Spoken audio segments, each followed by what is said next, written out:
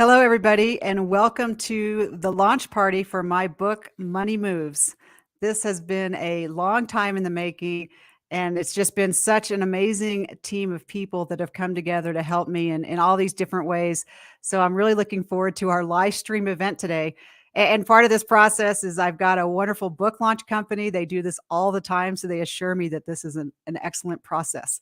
So what we're going to do today is I've got like some of my advanced readers. I have some of my editors and my copy editors and some clips and some just all kinds of different people that have come together to help me do this radio show. Or I mean, sorry, this book. I'm getting so confused because I have a radio show and now I have a podcast and now we're doing our launch party. So it's a lot of goodness. It's all about communication. And that's one of the things that I really like about the book, because I think when you're dealing with money, it all has to start with good communication and how you put yourself out there and building that trust and finding people you resonate with. So I'm going to have a lot of fun today to get into talking about, this process, because, I've kind of had this book outlined for, gosh, probably like 8 years, but it was never the right time. And if you've ever tried to write a book, you always think about, well, I think this is going to work. But then afterward, you're like, oh, wait, I need to have that information in. And then you just you can find a lot of reasons to put it off and wait till it's going to be perfect and wait till it's going to be better. And then the pandemic hit. And what a perfect time when you're at home working on your computer all the time to really get into some deep thinking, because you have that time and you have to get in it. And it was just kind of like these 6 degrees of separation stories. So I actually, public speaking is one of my interests. And I was talking with my brother, and he knows a group of fighter pilot academy graduates that have a group called Athena's Voice. And so he connected me with one of his classmates that's a member of that group. And I got to buy her a cup of coffee and hear about her awesome story about, on one of her first flights and her first deployment, she was flying her A-10 and got shot up and brought the plane back. And, so she's got a pretty amazing story that she shares. But then she introduced me to this thing called, well, you should do heroic public speaking if you're interested in speaking. And I'm like, okay, what's that? And so I delved into that, and what an amazing group of people that is, because it's actually 2 acting school graduates and people who were actually actors in their life. And so they were approaching being a public speaker through the lens of all this training they had as actors. And we did like some voice speaking, and this thing that was like diagramming a sentence in high school, but you diagram out how you're going to read as talk, which words you're going to emphasize, where you're going to have your pauses, and to this level. And it was just an amazing class to look at it through their lens and understand how that happens. And then the natural flow from there was then I was introduced to AJ Harper, who we're going to talk to in a few minutes. And she was the writer. And she's like, well, here's how you talk. And you've got to think about, what's your big idea? And I love that, because in the military, I think we call it the bluff, your bottom line up front. What if there's one thing you want people to take away, what is that going to be? And that seems easy, but that's really hard when you start to go, how do I boil down what I want people to understand into like one big idea? And it's kind of like having your elevator speech, if you've ever had to do one of those. And boy, that was just a process to go through and figure out what the big idea is, and then what resonates, and how you figure those things out. And so anyway, so long story short, I ended up writing the book and going through the process and figuring out how to bring the team of people together and create a book that spoke to my reader. And that was one of the big takeaways that AJ taught me was, it's not about you, it's about your reader. And a really interesting point that I really picked up from that was, when you write the book, write like you're talking to one person, because when someone's reading your book, you are talking to one person. And that was a shift versus thinking like you're talking to an audience. You're talking to one person. And so, all of that was just amazing. And we're going to get into that. But I would like to kind of get this kicked off with one of my advanced readers is Heidi Hernandez. She is like, we are connected in so many different ways. And I just wanted to introduce her for a minute. She's just this amazing person. So obviously I met her when I was a cadet, and then I met her again working in the reserve, and then we're still friends. And I'm actually going to be interviewing Heidi for one of my podcasts upcoming, because she is now in the top job at Delta. She's flying the big planes. And so she's just like such a role model in a lot of different levels. But Heidi, how are you doing today? I am doing fantastic, and I'm so excited to be here with you. This is just fabulous. I'm excited about your book. And aren't you like getting ready to head out on a trip this afternoon? Yes, I'm flying out to Paris tonight. I love that. Yeah, I'm flying to Paris tonight. It's been fun moving to an aircraft, and I'm really enjoying it. And well, and that's a good thing because that's, it's kind of like you have to learn all that new muscle memory and where all the buttons are. And hopefully a lot of things are the same, but some of the things are going to be a little different. Oh, absolutely. And and it totally gets into that communication piece and building that team. And, and we've talked about that just, every day when you start out with a new crew, you have to meet all of your new flight attendants and your co-pilot and the gate agents and all the people that you have to meet, sync up with, and get everybody off the ground safely and then back. It really makes the job a lot of fun and engaging. So Heidi, I was going to ask you. You agreed to be one of my advanced readers, and first of all, I'm just so appreciate what an ask that was to take a rough draft and say, okay, don't look at any of the grammar. And I know that was hard, wasn't it? Like to read past like all the spelling mistakes and the grammatical errors. There are certain types of people, and I am one of them, that every time I see one, I have to stop and note. So yes, I had to get past that and just read for content, which was good. It taught me a lot to do that. But I appreciate that because I know that was painful. You're just like, oh. I promise you, when you get the new book now, that's all taken care of.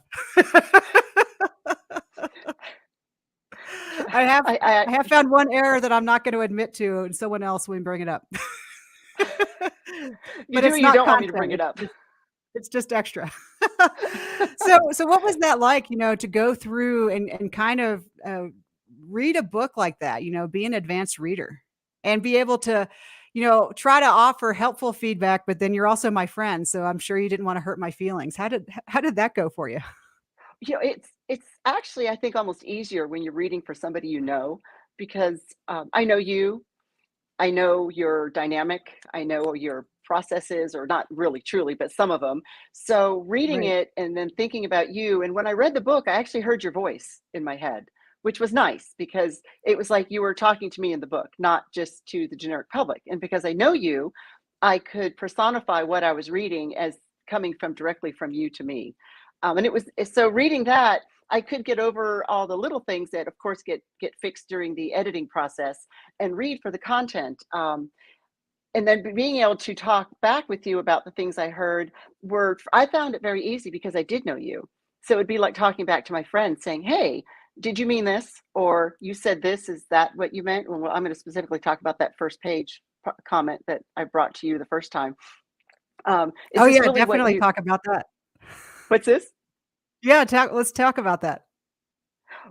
Well, we were, and I don't remember the exact word. We were talking about an aviation story. She was talking about an aviation story at the beginning of her book, and we were discussing an event happening on the takeoff. But instead of operating the aircraft in a certain way, she was operating it absolutely backwards from what the result should have been. And I'm reading this going, I really don't think that's what she meant. I really, really don't think that's what she meant. And if anybody else who flies airplanes reads this book, they're going to look at this book and right off the bat going to put it down and go, nope, nope, not going to read the rest of this. So I had to bring it up to you. And it was not hard. That one wasn't hard for me to bring up because I'm like, I know you don't want to say this. Yeah, and I can't try to remember something like rotating, and I forget what I said, but yeah, it was like the exact wrong phrase. And I was so grateful to have a pilot reading the book because it's about money, but I was like, this was a flying story. Right. And I think instead of moving the thrust forward, you were going to bring it back to idle and stop the plane when you really wanted it to go and take off. And I'm like, Right. no, we don't want to do that. We want to go faster, not slower. At this point, Yeah. in the story. So it was good though to read it and see that and be able to connect with you on a personal level as I read the book and heard your voice when I read it.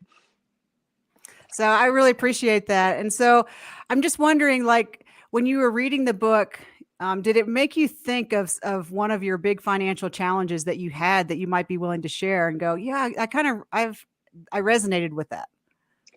I did. And I've met Tara a long time ago, but actually, Tara, when I came to you when I was in my big financial hole, and you discussed with me, no judgment, how to get out of my financial hole and how to prepare better for my future.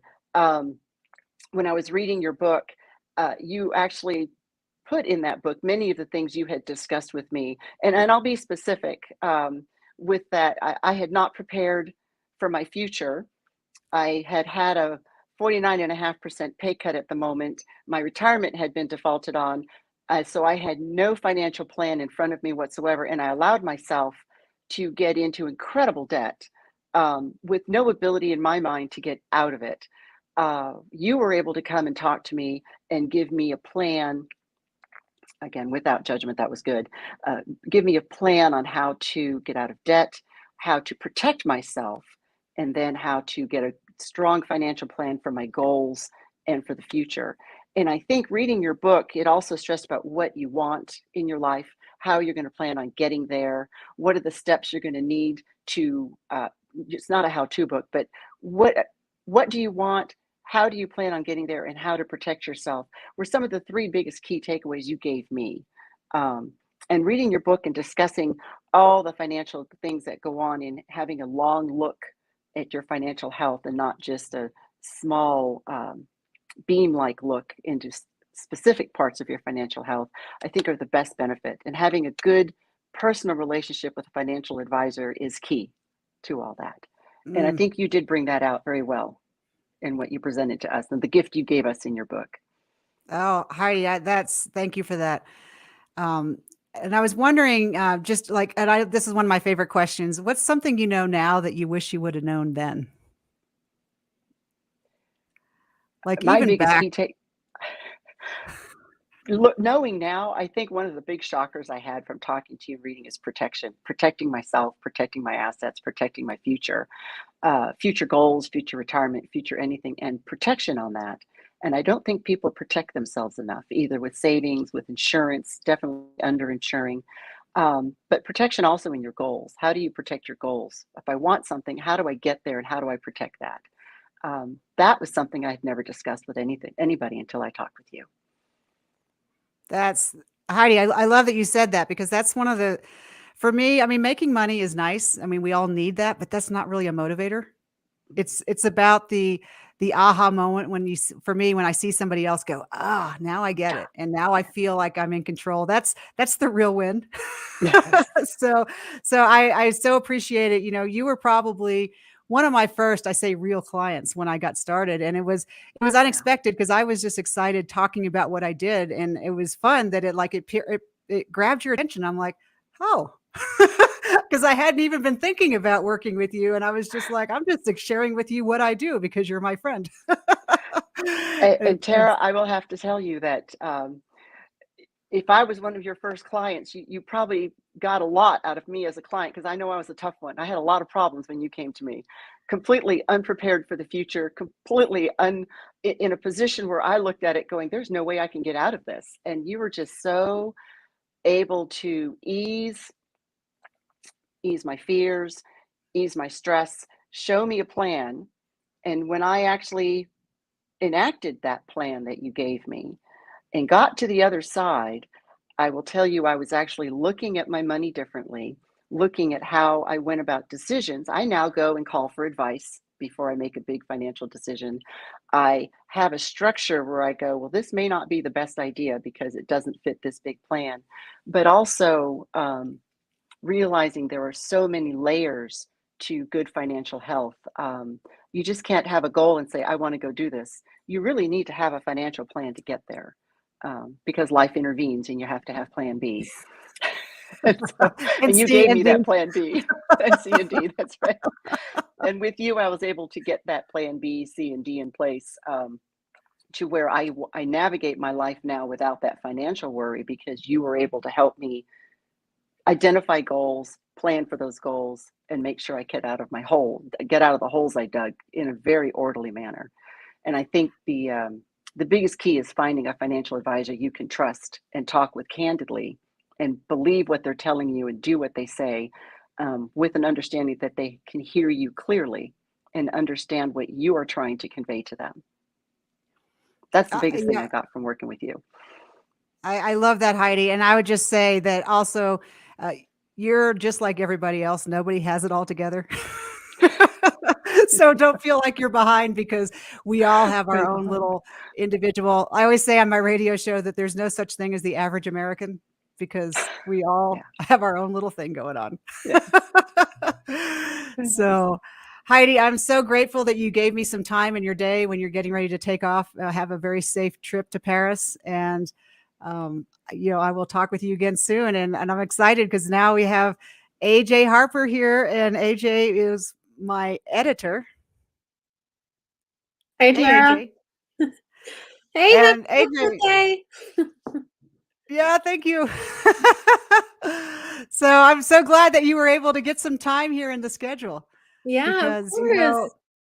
you are probably the linchpin of this whole book, because having the plan and having kind of an outline, but that last thing to start making it happen.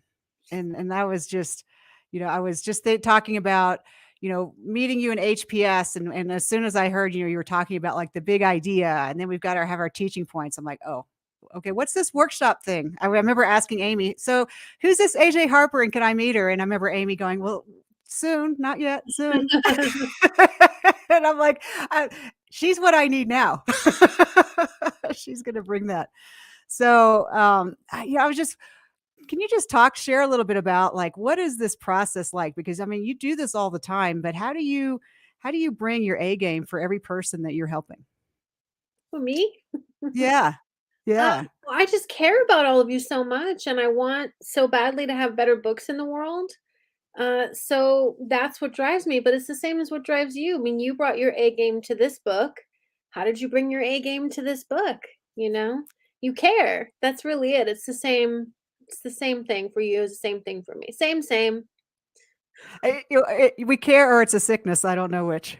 No, it's good because you are gonna help so many people with this book. Can I turn the tables on you just for 1 minute and ask you how Of your launch course. days how's your launch day going? It's wonderful, and I just love this because, I was talking with Amber yesterday, and she was talking about, it's really important to take time out to celebrate the win. And like with my personality, I could see, like, without having this day planned, I would already be moving past, the book is now up on Amazon, and moving on to the next thing. I know. You and I are actually a lot alike in that respect, and we're both relentless in our pursuit of excellence, and that's one of the reasons I admire you so much and why this book is gonna be such a success for readers, because that's ultimately what you want, is it's more important to you. You kept saying throughout the whole process, no matter what roadblock you hit, no matter what I asked you to do 10 times instead of 2 times, you kept saying, "It's fine because I want the best book possible because I know it will help more people." And you kept saying that over and over again, and it's evident in this beautiful book that you have out in the world today. Oh, I just, it's such an amazing story, and we're gonna talk with Choi later, so we're gonna talk about the whole Oh, cover really? design, but Oh, but lucky ducks to get to talk to Choi. That's amazing. I know it's we've scheduled her time for when the twins are down for a nap. So fingers crossed that they actually let her have a minute. Yeah. Well, they were on they can be on camera. That's even more fun. But, yeah, so this process, one of the things that was really interesting is, for me, going through the workshop with you, and the amazing team of people in the community that we got to develop, was that feedback on, like, what's resonating. And, how did that was interesting to me when you started to talk about, besides everything, here's the messages that are really getting through. And, I wondered if you wouldn't mind just sharing, like, what started to click with you maybe initially? You mean in reading your own book? Yeah, yeah. Well, I think your core message clicked with me immediately. I think I've never heard anybody explain it that way, that if I just move my money, it's just so simple. And the best messages are the simplest messages. And it's we believe all this gobbledygook about money, and that we have to be in a certain position or have a certain level of knowledge or know certain people in order to, just live better. I mean, set retirement planning aside, just have a better life today or next week. And you taught me that that doesn't really matter. It's just where you put your money. So that resonated with me immediately. And then as I started to read your book as an editor, I took note and I would tell my wife, hey, maybe we should think about this. So you know that if it's getting through to me, it's going to get through the average person, because I've only read about a bajillion books on this subject. So Right. yeah. But I think what I love about the way I've been posting about your book today, and I think the reason that your messages resonate so well is because of your compassion. That's something really unique to you. Is you're non-judgmental. You say, "Well, you are where you are. That's not a bad thing. It's okay if you didn't make the best choice in the past. You'll make better choices going forward." And so it just feels very calm and peaceful and not punitive in any way. And I think money can be very difficult. You say in your book how loaded it is, how much baggage we have, how much pain we have associated with it. But you just wipe that slate clean with, it's okay, we'll just start where you are and we'll just move some money and we'll get it done. And I one of the things that really impressed me about your book is that the stories, the case studies are really different. So you can see how no matter where you are in life, it can work for you. And that I'm glad you brought that up, because that's probably like the biggest thing. One of the biggest things I learned from you. There's a lot of things I learned from you, is the storytelling, Mhm. because I've been accused of being, ready, fire, aim. and, and I really appreciate the storytelling aspect. And I've been thinking about you a lot, really. I don't, I guess this whole thing is a process. And like we've talked about, like, launch day is not the end. This is No, like the beginning. the But one beginning. of the things I'm really starting to understand now when I'm sitting down talking with people is, like, I have this picture in my head and I already know, like, all this stuff. And so when I'm talking with somebody, I have to really have a good story to kind of let them in on, it's like letting them in on my inside joke. Like, here's what I Mhm. know, here's what I have going on. So I can't, and if I just give you the punchline and you, like, don't even know where we were to begin with, like, communication doesn't work. And so, like, I know you've been saying that for like a year now. But it's, the marketing, they say someone has to hear something like 9 or 10 times before, like, starts to register. So I just want you to know that it is starting to permeate. Well, that's okay. Well, that's one of the main features of your book, in my opinion, are all of the stories that you tell so well. They're really specific, detailed case studies that, for me, money seems like just you're just going blah blah blah, blah blah blah is what that sounds like. And so when you put it into a story, then I can take the information you just told me and I understand it better. Oh, that's what you mean. And for your book, it's especially helpful. And there's nothing in your book that you don't either give. You provide stories, you provide examples, you provide analogies, you provide graphics, and so many tools. You worked so hard to make it really accessible to all types of people, and that's one of the reasons I think it'll be so effective. That's really fun. Like, I remember the time we had to say, I was like, what's the difference in a story and an anecdote? And we had to go Yeah. through looking at all those different things, and then, just looking at the organization of the book. I remember, we were pretty far down the path, I thought. And then when you started editing, then we had to, like, go, you're like, this chapter goes at the end and this chapter really goes at the beginning. It's like, okay. Because, like, it was interesting. Like, there's each chapter, but, like, there's like an overall arc to the whole book. Mhm. And that was one of the things I really appreciated. You're like, we can't scare everybody off in the first chapter. Like, Right. you you you have to give them a reason to stick around and get into some more of this stuff. And I mean, that was just, yeah, the top 3 workshop was just amazing. And I recommend you all the time. Anytime I run into someone who's thinking about writing a book, I'm like, you got to do AJ's class, Oh. because, because you can kind of have the idea of what you want to talk about. But then, like, and the other thing that you really brought up was that connecting with the reader. It's about the Mhm. reader. It's not about you. Mhm. And that, it seems obvious now now that I know it, but just even, like, using the word you, because you're talking to someone, you're not talking Mhm. to everybody. Or even And like, we if it fits, right? If you also have experienced something like that. right, right. Yeah. And trying to figure that balance of how do you flow that in and how do you make that happen, and yeah, just such a what a crazy process. And then, another key part of the experience for me was your assistant, your virtual assistant, Laura.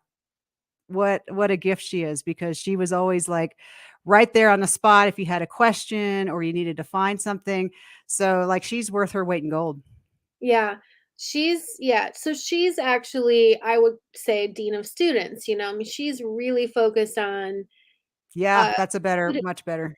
student experience and making sure that you stay the course and keep your spirits up, which you didn't need a lot of that.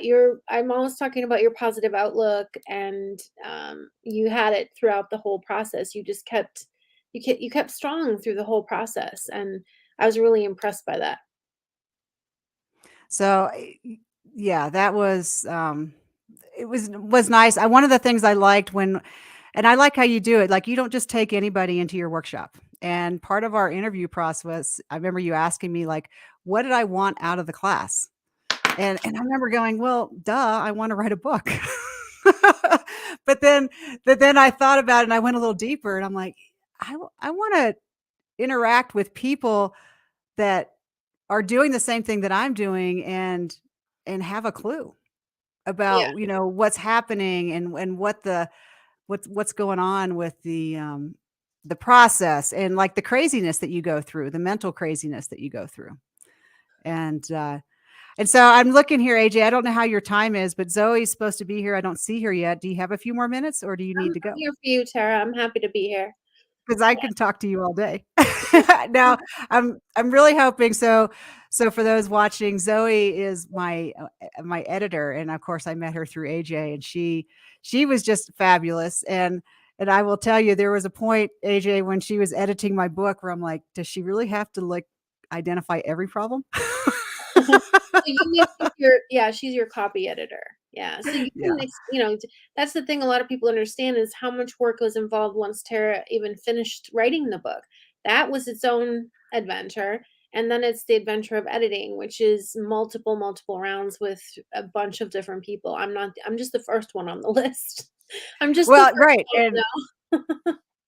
that was a key thing. So there's the developmental editor, which just says, are you even connecting That's and me. talking in the right Yeah. organization? AJ, the copy editor, That's and Zoe. then a proofreader editor. So I was talking with Heidi, my one of my advanced readers, and when she was going through it, she really was getting hung up on um, the punctuation and the grammar. And I was like, oh, Heidi, just ignore all that. And she's like, that's really hard.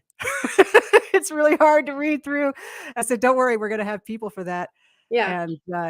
And so I really, what a learning curve that was to go, because I had people, I've been talking about on Facebook that I'm launching the book and I'm writing this book. And I had a lot of people go, is the book done yet?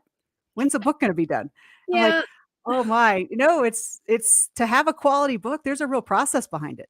Yeah. There's so much involved, and most people aren't aware of it. It's, part of the problem is people are focused on trying to get a book done quickly because this is sort of the belief that it can be now just because we can self-publish. But the Right. problem is a lot of people cut corners to self-publish that they probably shouldn't cut.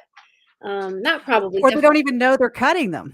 No, they don't know, because with the ability um with self-publishing opened up a lot of possibilities and democratized the whole thing, which is awesome, but then tossed out a bunch of the quality controls. So the good news is you are all about quality. So you said, just tell me which step to take, and I'm going to do it no matter what, no matter how hard it is. And that's why you have the book you do. And, by So the way, I just texted with Zoe, and she's something's happening with StreamYard. She's not able to get in, so she's trying really hard. right, that's the way it goes, right? So you got to Yes. appreciate it. But so I was going to ask you, because you've read the book, what are the concepts or ideas that kind of resonated with you, do you think? Well, aside from the core message, which I mentioned earlier, I Right. think also just dealing with your letting go of those financial mistakes, like we talked about, that it's okay no matter what you did in the past. And that's very freeing because we hang on to this stuff. So Mhm. that really connected with me as well. honestly, understanding how insurance works. I mean, I'm just an everyday person who decided to basically put my money under the mattress. Is basically, I not really. It's in a bank, but it's not any better than money, because I didn't understand some really basic things. I grew up not having a lot of I didn't have financial security growing up. And so I didn't understand what financial security really is. In my mind, it's having access to it. But you taught me some things about, well, you can have access to it and make it grow. And I thought, oh, if you invest it, you have zero access to it until you're really old. And Right, in my right. mind, but that was totally false. And here I am, I just turned 49 and I didn't know that my whole life. And I'm a really successful person, I'm proud to say. So that's what I'm You saying. are. It's not, I still didn't know. I still thought, oh, I'm going to tie up my money in all these investments for a rainy day, but I want to have access to it now because growing up without financial security makes you feel like you need to have it, right? Because who knows? Mhm. You taught me I can do both. And that was just been liberating. One of the concepts you're reminding me of as you're talking about that I really enjoyed is we had that conversation about, I was talking about generational poverty as I was writing, and then you brought up the point of situational poverty. Hmm. And I love that concept because, it's easy to kind of like go, well, life is good. I mean, definitely our lives in America are better than a lot of people around the world, For but sure. wherever you are is where you are. But it's just kind of interesting. Like poverty isn't just one thing, and depending on how you're living and growing, and then it forms your life. And so when in different phases of your life, and this comes up, I think I forget another book I was reading, but there's things that you happen to you as a kid and you view it through that lens as a kid, and as you become an adult, sometimes you have to go back to some of those earlier memories and go, wait, I can take my kid goggles off and look at that now as an adult and go, oh, okay. I get why that was so impressionable, but now I Mhm. know things. Yeah, and I felt like you just tore down a lot of those old belief systems with your book because, again, I really want to mention, I don't think you're saying this to many people because I don't know if you see this about yourself, but you have so much compassion and that comes through in the tone. And when you have compassion and non-judgment for a person, and that comes through because you care about your reader. That's in the book. You, Tara, being compassionate is in that book. It makes it easier for it to all go down. You're not saying your tone is so nurturing and freeing, and it's okay, just calming, that it makes it easier to take in what you're saying and just move forward rather than feel bad about choices made in the past.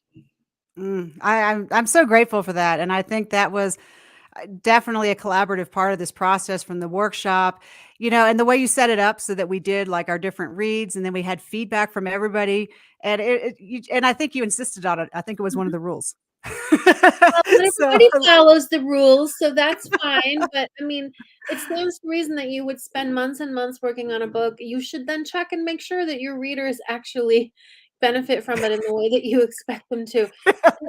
right. I don't know how much time you have, but, it's funny that some of the feedback you got from people who were not your ideal readers, even that helped you.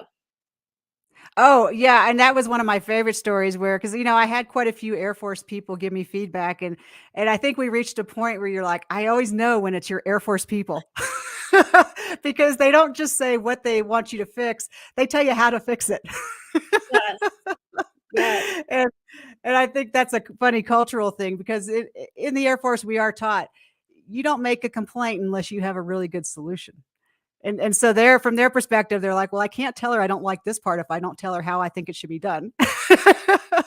and and just from an editor's perspective and a writer's perspective, I love that you were like, well, I know how to write. Just tell me what tweaked you and I'll work on Yeah. it. Well, there's a Neil Gaiman quote, who's a novelist, that I always use in workshop, which is, if somebody tells you what's not working for them, they're always right. And if someone tells you what's not working for them and how to fix it, they're always wrong. Right, right. And so that's funny. And I love that because, you know, from the Air Force, they're not trying to tell you how to do things. They're just like, well, I don't have a right to complain if I'm not going to give you something. It's an Air And Force culture, as you've taught me. yeah, Or so but military I culture. love that. It was so much fun. Yeah. And I just love, I mean, I'll talk about it with Choi again, but I love how when I was asking you about, I needed a cover designer, and you're like, well, I know a really good one, but she's really not working right now. And then, but you didn't tell me the deal, but you're just like, let me just check. Yeah. And then when I met with her, she was like, yeah, she's like, we're both Academy grads. I We know. both were biology majors. She's like, I didn't really have a choice. So it really Yeah. wasn't fair that AJ told me that. I know. I apologize to her actually, because I kind of was like, use that to your, I said, hey, I thought maybe you had an edge, and turns out you did. I did, yeah. So and we've gone for coffee, and I'm trying to find some time. You know, with the twin, she doesn't have a lot of time, but she's definitely going to be one of those keeper people that will always be on my list of friends. So I'm really She's, grateful for that. honestly, I don't know a better cover designer or interior page designer. She also did the interior page design for your book. I just feel that she's an enormously gifted, and I would sing it from the rooftops if she wasn't so busy with her twins. Right, right. So as soon as she's raised, there'll be plenty of work for her Yeah, for sure. I want to stay on her good side. I don't want to Yeah. get anything from the rooftops right now. So we'll try to keep it down. Yeah. Yeah, she's So brilliant. AJ, I really appreciate you showing up for me again. You bet. And you know, it's just fun. I love it when we get a chance to talk because you're so busy and I'm so busy. So these moments are precious. Well, congrats again. Enjoy the day, and then onward. Excellent. So I think we're moving on to a podcast clip now. Thanks, AJ. People overlook sometimes the simplest things, and that's where you come in, just starting with those things all the way to the complex. But you have to work with a financial services professional to really have a solid retirement plan in place. And of course, the time to do that is, like at least 10 years before you want to retire, right? Exactly, Tony. I love to say you have to work with someone. You know, what you're going to save if you work with someone is you're going to save yourself time and money. Because if you don't, you'll figure it out yourself somewhat and you'll make your mistakes, but it's going to cost you time and money. Yeah. When it comes to retirement income planning and financial planning, some people can do it themselves, but the mistakes they make will cost them that could have been avoided by working with a financial services professional. In fact, I just read a Kiplinger article about that very thing on how much money people save or don't lose because they're working with a trusted financial services professional. So, well, and when I first got off of active duty in the military, I knew I wanted to be doing some kind of a business. It was before I became a financial advisor, and so I really got invested in real estate investing. And as I got into it, Tony, it's like everything that you learn something new, there's all the jargon, and there was OPM and leverage and hard money and cash on cash return. And I was hearing all these words and I was like, oh, there's like, you hear a word and like, there's meaning behind that word. But like for me, the bubble above my head, there was no picture. Yeah, it was just words. And words. Yeah. So Chris and I decided, we're like, well, we're 40, we can try to figure this out. And by the time we're 60, we may have our hands around it, or we can invest in learning and get some coaches and take some classes and really get our hands around how this works quickly. And that's what we did. And so we were able to take all those concepts and terms and create it. And so it's the same thing. And that's what led me ultimately to financial planning is sure. Now you do it for other people. I learned for real estate, and I'm like, oh gosh, there's just some key concepts like leverage and giving your money more than one job and putting your money to work. And I'm like, why doesn't everybody know this? Why did I not learn this until I was 40? Right. Yeah. And so that's what I get excited. Sorry. No problem. Well, there's an article in Kiplinger called, that talks about the phases of retirement. And in there, it said 1/3 of Americans say they have no idea how much money they need to sock away. And that's what you were talking about. That's an alarming number. And, and even the people who say they know might not. So I'm sure the number is even larger, right? Tony, it's absolutely true. Because why would you know that? Did you have a class in school that taught you that? Yeah, really. Really? I mean, people don't know that because why would they know that? But here's the thing. You can know what that is. You don't have to guess. Yeah. There is a way. Sure. But and the thing is it starts to reduce stress. So when you go in that first phase of your life, you figure out what's my number. And then the next question that you ask is, okay, now that I know what my number is, am I on track to get there? Yeah. Yeah. You know, exactly. is my trajectory going to ever get me there? Am I going to fall short? Or sometimes it's like, you know what? You're going to stream right past that trajectory. So you can even make a bigger goal. But you want to know if you're on track to get there. And this is where the planning comes in because life does have things happen. So it's not just a straight line. So you figure out the math with a straight line, but then you have to account for, well, this year, you know, COVID happened and, you know, and my job shifted or, you know, my inflation went up 7%. Yeah. Right. Or my daughter decided to get married out of the country and make it a destination wedding. Huh. Okay. That set us back a little bit. Or, you know, so that's why planning, you figure out what your number is and you look if you're on track to get there, but you look at it every year because you have to make sure that you're adjusting.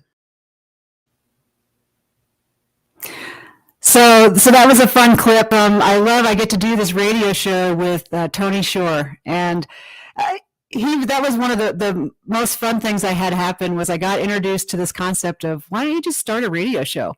And I remember like the first time I had to do the radio show, it was terrifying, and I was like you're cold and sweaty at the same time. And Tony has just been so fun because he's been in the radio business forever, and he really taught me how to get in and start working with the show. And it just keeps getting better and better as we, again, that whole thing with stories. And that's one of the things with the radio show. It's like a constant learning process of, okay, I have this concept that I want people to understand. Now, how do I work backwards and go, okay, what's the story that's going to help people understand how to figure out how that works? And so, you know, that's been a lot of fun. And so like in that little clip from the show, that's where, you know, tying into like what we're doing with the book, and I'm like trying to talk with my hands. And that's when in the book, I actually have a lot of figures that I drew because I think a picture is always worth 1,000 words. And, you know, when we were flying airplanes, we used to say, we were doing instrument flying, that, you know, one peak was worth 1,000 cross checks. So it's always nice if you can just get that picture in your head and know what it is that you're thinking about. And then once you understand that, then you can start to go, well, how do I personalize that for me? And how do I troubleshoot that? And how do I filter? Because there's no lack of information out there. The challenge, especially with money, is trying to filter in, besides everything, what applies to me, what applies to my life, and how do you put all those pieces together? So, you know, it's a really fun thing. And Tony is another one of those amazing people that I get to know. And part of this day that I love is that I'm getting to just touch base with all these people who have had touch points in this process that are just like such amazing people to get to connect with and create something that's really fun. And it's such a cool process. And I'm just getting a note. I guess they're running it along on the bottom, but it's really exciting. It looks like the book right now just hit #1 in education funding. So this is really fun, having a book launch company helping with this whole process, because besides writing the book, then there's this whole other part about marketing and selling and what happens with Amazon. So just like I like to help people with their money and help them organize that, you know, I have my mentors and my coaches helping me with the things that I need to do that I'm not good at. And it really is kind of one of these cases where there's not anything you can't do. There's just not time in the day to do everything. And so the group NGNG that's supporting me for this launch is amazing. And one of my favorite things is they're like, when we have our calls, they're like, don't worry, we got you. And I'm like, okay, good. Because I don't have all that. So that's been really fun. So it looks like we're getting ready here to have our next guest come on the show, Bernadette Smith. She is one of my favorite people.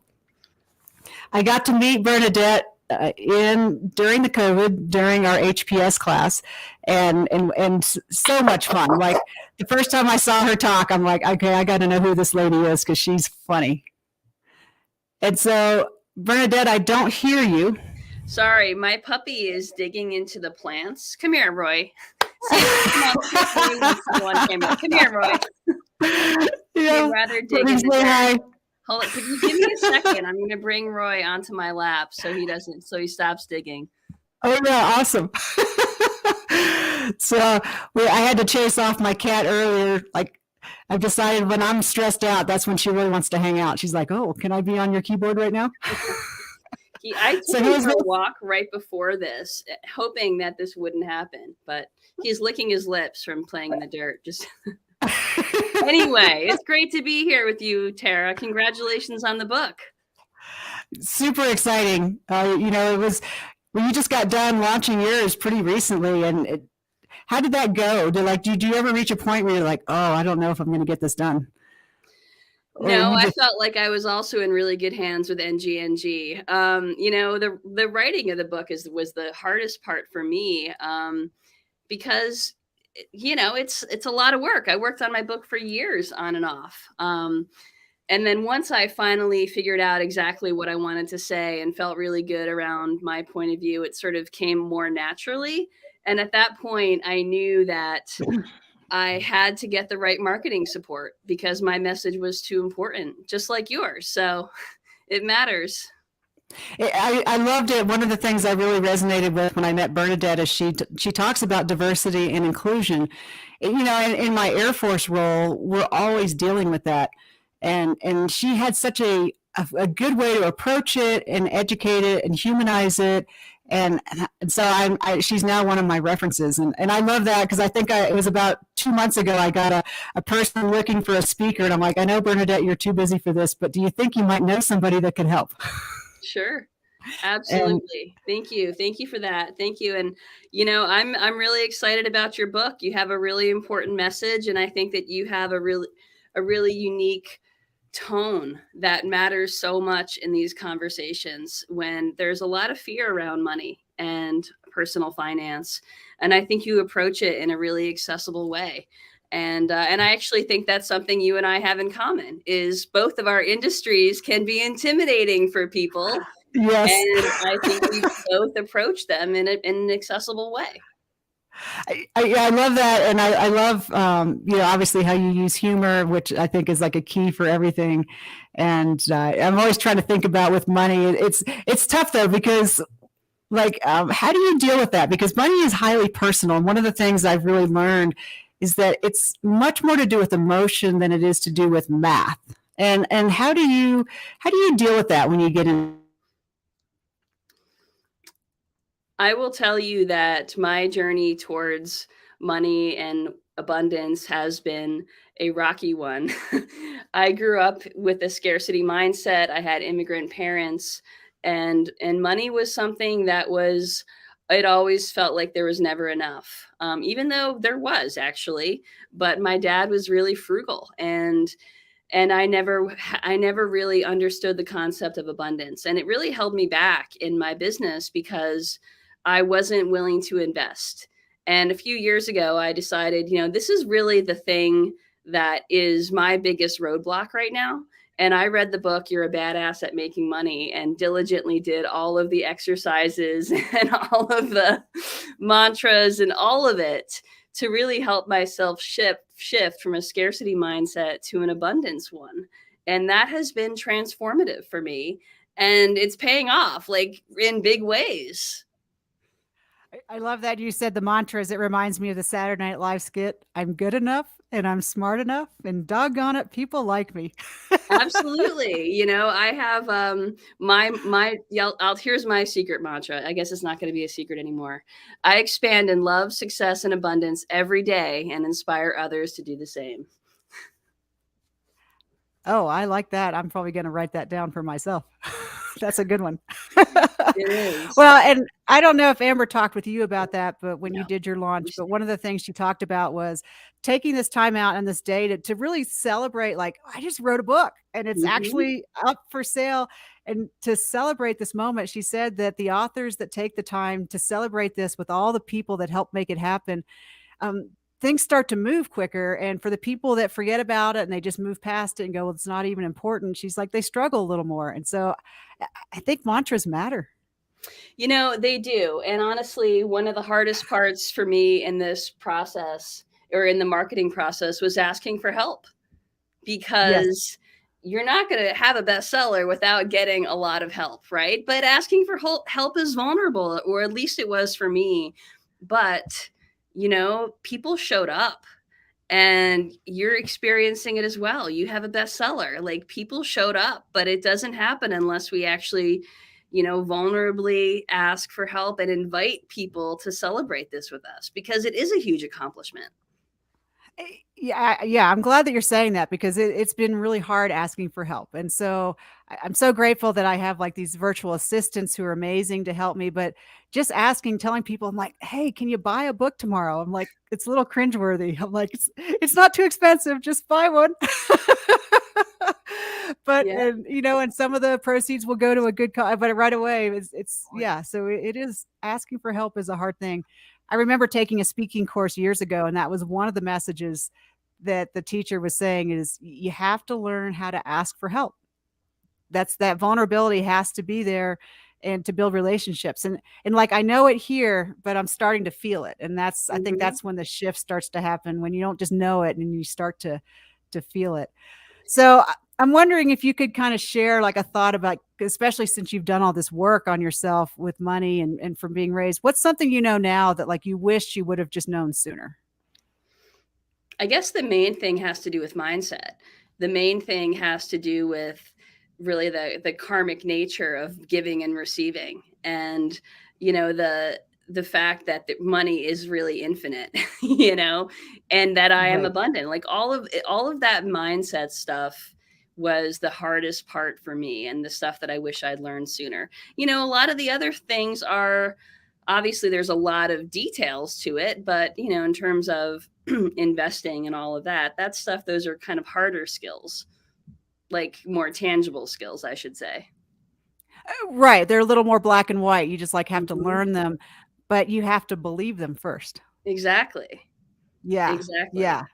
It's, yeah, I love that you've shared that. And that's the thing in the book. And I talked with AJ about that, is I do kind of dive into the financial baggage that we have. And that kind of resonated with me. I was doing a class on eating healthy. And I think there's so many parallels to like eating healthy and taking care of yourself to money.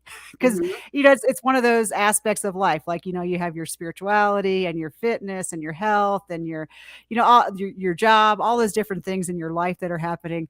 And the book was just talking about how it's just like, we all know what we should be doing. That's really not a mystery. Right. and it's trying to figure out like what is going to be that last piece that falls into place where you go, you know, I'm just going to make this life shift. It's not a diet. Like this is just how I'm going to live. And it's kind of that same thing with money. Like it can start out with just something as simple as, you know, pay yourself first, take a dime out of every dollar and just do that. And sometimes it's hard because you're like, well, what difference is that even going to make? It's such a small thing. Exactly. And then those things can just turn into bigger and bigger things. So, yeah. So I guess I would ask you, Bernadette, because you're just ahead of me in this process. Like, what's a piece of advice you have About the mindset stuff? about the mindset, about the book, about just embracing this experience and enjoying it? Well, I would say give yourself something to do afterwards, because like after this show is over, make a plan. Because I didn't have any plan, and I was like, you know, I just had a little bit of work. I didn't have a busy day because I had sort of cleared my schedule, and then there was nothing, and I was like, wait, I need to figure out. There was just too much time to think, basically, the rest of the day of my book launch. So that was sort of a failure on my part. I got too much in my head. And I should have like had a lot of other people to talk to, or, you know, work calls or whatever. Anyway, have some champagne if you celebrate, if you drink, if you celebrate. Really, you know, take care of yourself, because I think the more we celebrate our accomplishments, the more joyful energy we're putting into the universe, and more successes we'll get. And so it becomes an energetic thing as well. Yes, I love that, because I really do think it's energetic, and it's funny because you don't want to get too woo woo sometimes, but it really is true. You know what? I used to not be so woo, and the more woo I've gotten, the more successful I've become. And I That's have really to think there's interesting. some correlation. And I think that's funny because coming from with my Air Force background, but I was talking with another speaking coach that follows on from HPS, and we were talking about like what's unique, and she's like, that little part there you talked about, like that you do your mindfulness practice and your spiritual practice. She's like, that's pretty unique for a military person anyway. Sure. Yeah. So that makes I sense. need to come out, share what I do. So Bernadette, thank you so much for sharing is he a puppy or is he like he's so a cute. puppy. He's like 14 or 15 weeks old. Oh, he's a baby then. Yes, he is. He's very Awesome. sweet. His name is Roy Kent for those Ted Lasso fans out there. Oh yeah. Yeah. Awesome. Thank you Thanks for for sharing, having Roy me, Kent. Tara. Congratulations. I'm really psyched for you. Enjoy the rest of your day. Awesome. Thank you, Bernadette. So I think we have Kasey Compton up next. Kasey, how are you doing? Hey, how are you? I am so glad to have you. So for those of you who don't know Kasey, she is another author and entrepreneur, and she has written multiple books. So what is your current book right now? That's a great question. It's I don't know. The working title is In Search of Me.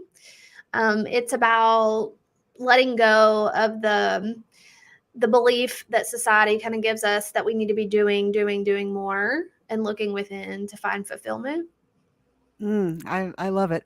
Yeah. So for those you don't know, Kasey was funny because like I secretly stalked her, I guess not secretly, but I stalked her on social media as I was in this process. Cause I'm like, she's awesome. Like she's got like all kinds of things going on and she's got this book. And I remember early on in the process, you had sent me an email and I was just starting out with NGNG and I reached out to Amber. I'm like, I just got this cool thing from Kasey Compton and are we going to be doing stuff like that? And Amber, it was so funny because I think I was offended her a little bit. I didn't mean to, but I was just like, this is cool. She's like, of course we are. She's like, of course, we're going to be doing awesome stuff. Yeah, I know. But thank you. It was I was actually just looking through some memories on social media and I saw where I was preparing for launch shenanigans on this day last year. So that was kind of exciting to see. That's crazy. That's pretty funny. So we got to do a podcast interview. So that was a lot of fun because I know you vicariously through AJ and through social media and different people. And I really enjoyed our conversation because you're helping people start businesses and I do the finance piece and I just love how, I've already shared your book with several of my business owners going, you got to read this book because it's just such a puzzle to put together. It's like, it's not so easy to say you have one coach or one mentor or one advisor. How do you get after that? Can you share that with us? Yeah. I mean, I kind of what Bernadette was saying. By the way, she seems amazing. I need to meet her. I was like, man, this is a tough one to follow. Well, the puppy where you can't I know. follow I that don't act. even have my dog here. Yeah, one of the greatest things that I learned earlier on in business and was also the one of the biggest challenges for me because I too grew up a pretty lower middle class. I mean, just to be honest, I don't know that my parents would have considered us that, but that's what we were. And there was never an abundance. It always felt like there wasn't enough in a lot of ways. I remember in our area, it's like 98% free and reduced lunch in some of the schools. And I remember my mom lying on the edge of, like, what I'm talking about, the lunch form, the financial form that you have to fill out for your kids. Well, at least they do here in Kentucky. And she would lie so that I would not get free lunch because she thought I was going to be embarrassed because all of my friends did not. Right. And so we really grew up in that kind of life. And it was very hard for me to feel the permission to invest in myself. And I think that was a game changer for me, was just giving myself the permission to invest in different types of coaches. I've hired one-on-one coaches that specialize in marketing, financial coaches, everything. I mean, like everything. That's one of the things that I've not spared any expense on. And instead of asking myself, can I afford this? I ask myself, can I afford not to do this? Because it's such a big, important part of having a well-rounded business and having a person that's running it feel competent and secure and joyful in what they're doing.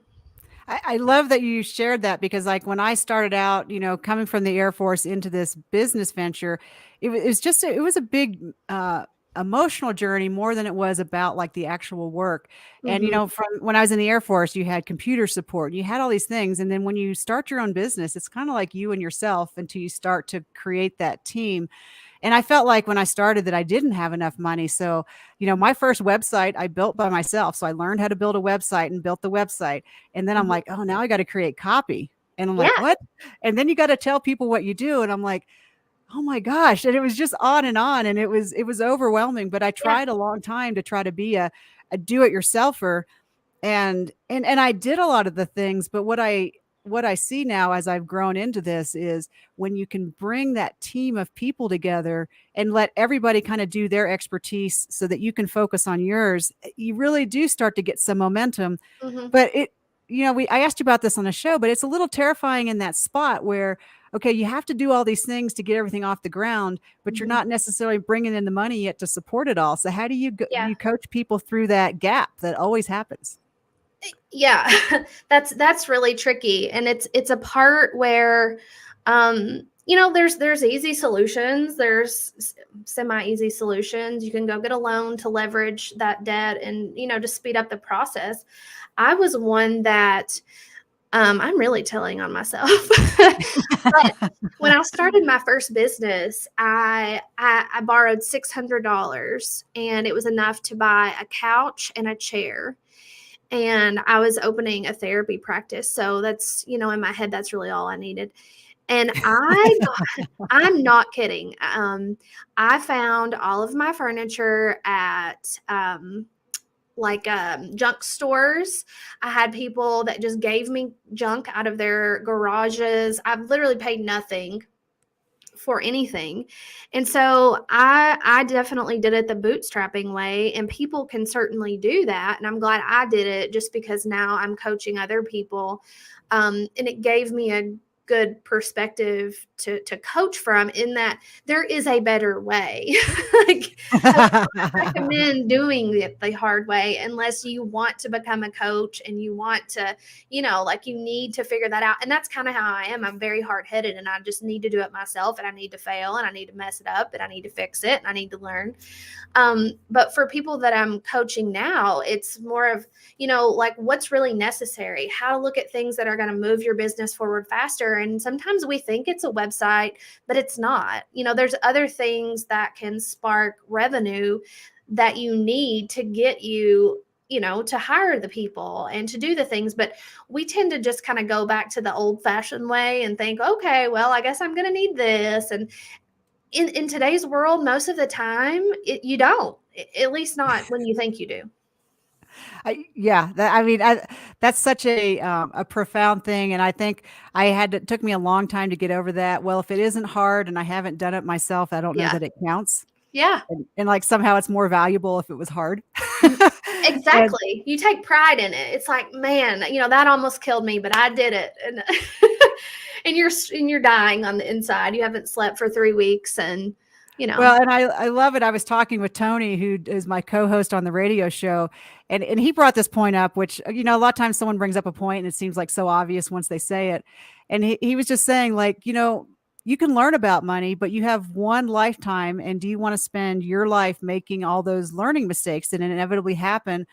Or do you want to work with a professional that works with 10 different people a day and already knows like half of the mistakes that you're probably going to make, and go through that? And I'm like, that makes sense, because like, I'm not going to go to med school to learn how to be a doctor. Right. And, and I have, for my dressage horseback riding, I have a coach that helps me through that. Cause I've read a lot of books, but sometimes it's just nice to have that personal coach that looks at you and says, I know you've read the book, and Mhm. here's that gap that you still have.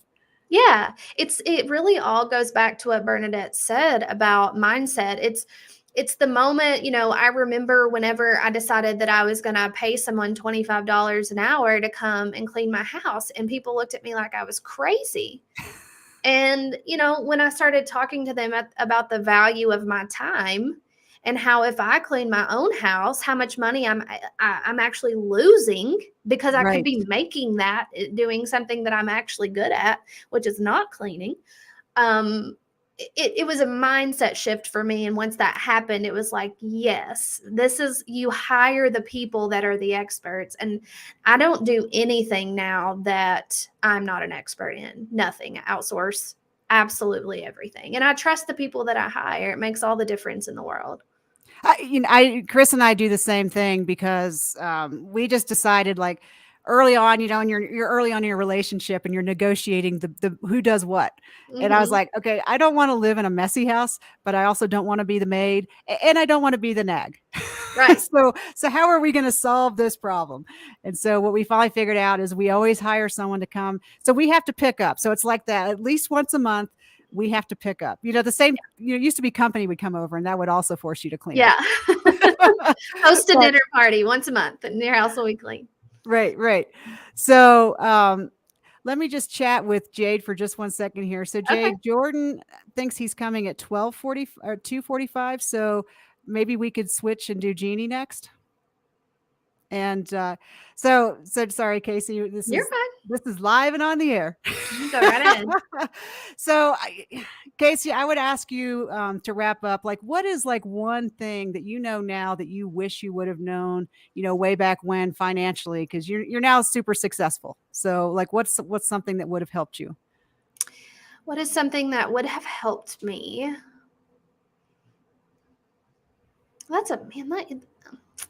Just pick one. There's probably like a list. Yeah, there's a lot. I think the thing that probably would have helped me would be being more vulnerable to ask for help. That's probably, it's just that stubbornness coming out, and it was, it worked out fine, but I would not want to put myself through that again. And so I know people that feel like they feel inferior, intimidated by money, and they're afraid to ask for help because they don't want to be judged. And I was definitely in that camp. So, you're the second person that's talked about asking for help. And so, sometimes you hear the things you need to hear. So I'm thinking I need to take note. Yeah, I think there's a lot of people struggling. Keep working on asking for help. Yeah. So Kasey, thank you so much for joining and being part of this process. I just love your energy. Much. Thank you. And I'm ordering your books. Yay. I'm getting them today. I'll tell everybody. Awesome. Good luck. Thank you. Thanks, Kasey. So let's talk with Dr. Jeanne Wahl.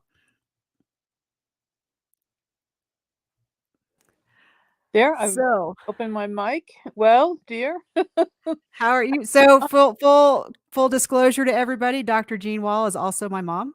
That's exactly. And she was one of my advanced readers. So I do enjoy this because my neighbor has a daughter the same age, and she's like, sometimes it's hard to look at your kids and understand that they're experts in things because you still see their little bodies with this voice coming out. so I wanted to ask you, like, what was that like, kind of being an advanced reader for the book? Because I shared some stories. I know I asked you for permission for a couple of them. Well, I'm just so proud. I'm the mother, and I'm just so proud. And congratulations to her. And I can. There's a word I have is called parent fail. I'm like, again and again and again, I have provided you fertile ground for stepping up into what you've done, which is amazing. And like I'm the daughter of an accountant. I never even knew how to write a checkbook. And I think I'm like your perfect client, because financial things are oblivious to me, as you know. We lived a like a hippie life of chop wood, carry water, and we had beliefs and issues that way. And at this point in time, you and Chris have so wonderfully gathered up all your siblings and ourselves into financial security in ways that we never understood, or even that we never even understood to ask for the help for.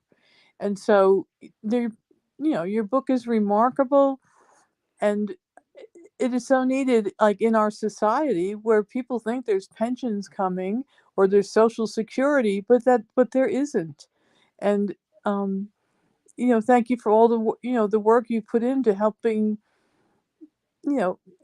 take care of us all. And I really appreciate the woman that was referring to how your compassion shows through what you're doing. It's just phenomenal, and I am in awe. So, Well, that was one of the parts of the book that I definitely included. Was I felt like some of the, there's the ideal world, and I think growing up on the farm in Nashville in the hippie commune, we definitely had an idealistic view of what we would like the world to be, and so that's fun. But then I felt like when we left the farm and I entered the real world, that you hit that wall of, yeah, there's this place where everybody's idealistic and everybody's supportive, but then you get to this other world and that's not the way it works all the time, because there's different cultures and societies have different rules. And so with the book, I really felt like I wanted to address kind of like, okay, here's why we are where we are, and get into the legislation and the history of, why do we have to have our own retirements now where there used to be pensions, and then get into, but good or bad or ugly, this is where we are today. So here's what you need to know. Well, and so trying to merge that idealistic with, got it, but here's where I am. So how do I survive today? well, I want to equate your book to the Gutenberg Bible. Oh gosh. Which, up to that time, the language was Latin and it was only for the few. And so Johannes Gutenberg, put the Bible out in everyday German so everybody could read the information. And so it's cracked a code. And it's honest, and it's as it should be, as the well should flow through all of us, because it shouldn't be blocked up. It doesn't work that way. And so what you put together is so significant and pertinent for life on the planet. And I'm not sure that it's fully understood to be that way yet, but that is what I feel about it. And like I like to let me tell the story of when you were getting married, and I'm looking around and I'm like, oh, I have this little 401k that I've put together as working as a nurse, so I cashed that in right away to pay for your wedding without a thought. That I just really had no, I have no knowledge that way, and now I'm safe and secure in the knowledge you garnered. So thank you. So yeah, so that's a great story. And that was one of the things when I started this business. I said, if I do nothing else other than help my family, it's already been a success. Yeah. And so I'm happy with that. Now, we had talked earlier about some different stories. Can you share the story with everybody about the time when you were working, we were all, at home, and you bought some term life insurance? Oh, yes. Well, I was, yes. Trying to take care of business, and I really did not know much about that, but I started reading the glossy folders that would coming in the mail about term life insurance, and so I thought, well, this sounds good, and I really had no idea the difference between term and whole, but I bought the term life insurance. It was very reasonable. I thought $25 a month, and then next thing I turned around and it was $90 a month, and then it was $200 a month, and it went well beyond what I was able to afford or keep up with. And so I dropped it, and that was my insurance story. Well, and I thank you for sharing that, because that's one of the things that, like, I talk about all the different tools: insurance, whole life, term life, mutual funds, annuities. There are all these tools that are available, and they're not really good or bad. But the question is, are they solving the problem that you need to solve? And so, unfortunately, with that story, the term insurance was a good thing because that was what you could afford. The company that you had shouldn't have been jacking up the price that quickly. But I mean, that is really how term insurance works. It's designed for a short period of time. And you were, I mean, I think there were 5 or 6 of us at that point, and you were working. And if something would have happened to you, then that's a lot of kids. So Right. that's Yeah. that's what that tool is for. So I know when you shared that story, you kind of thought like, well, you felt stupid about it, but that was the right tool in that time and period of life. And, and that's one of the things in the book. I have the financial life cycle that talks about, when you're in your get it phase and you're working, there's things that you do. Then there's your retirement phase and you do different things then.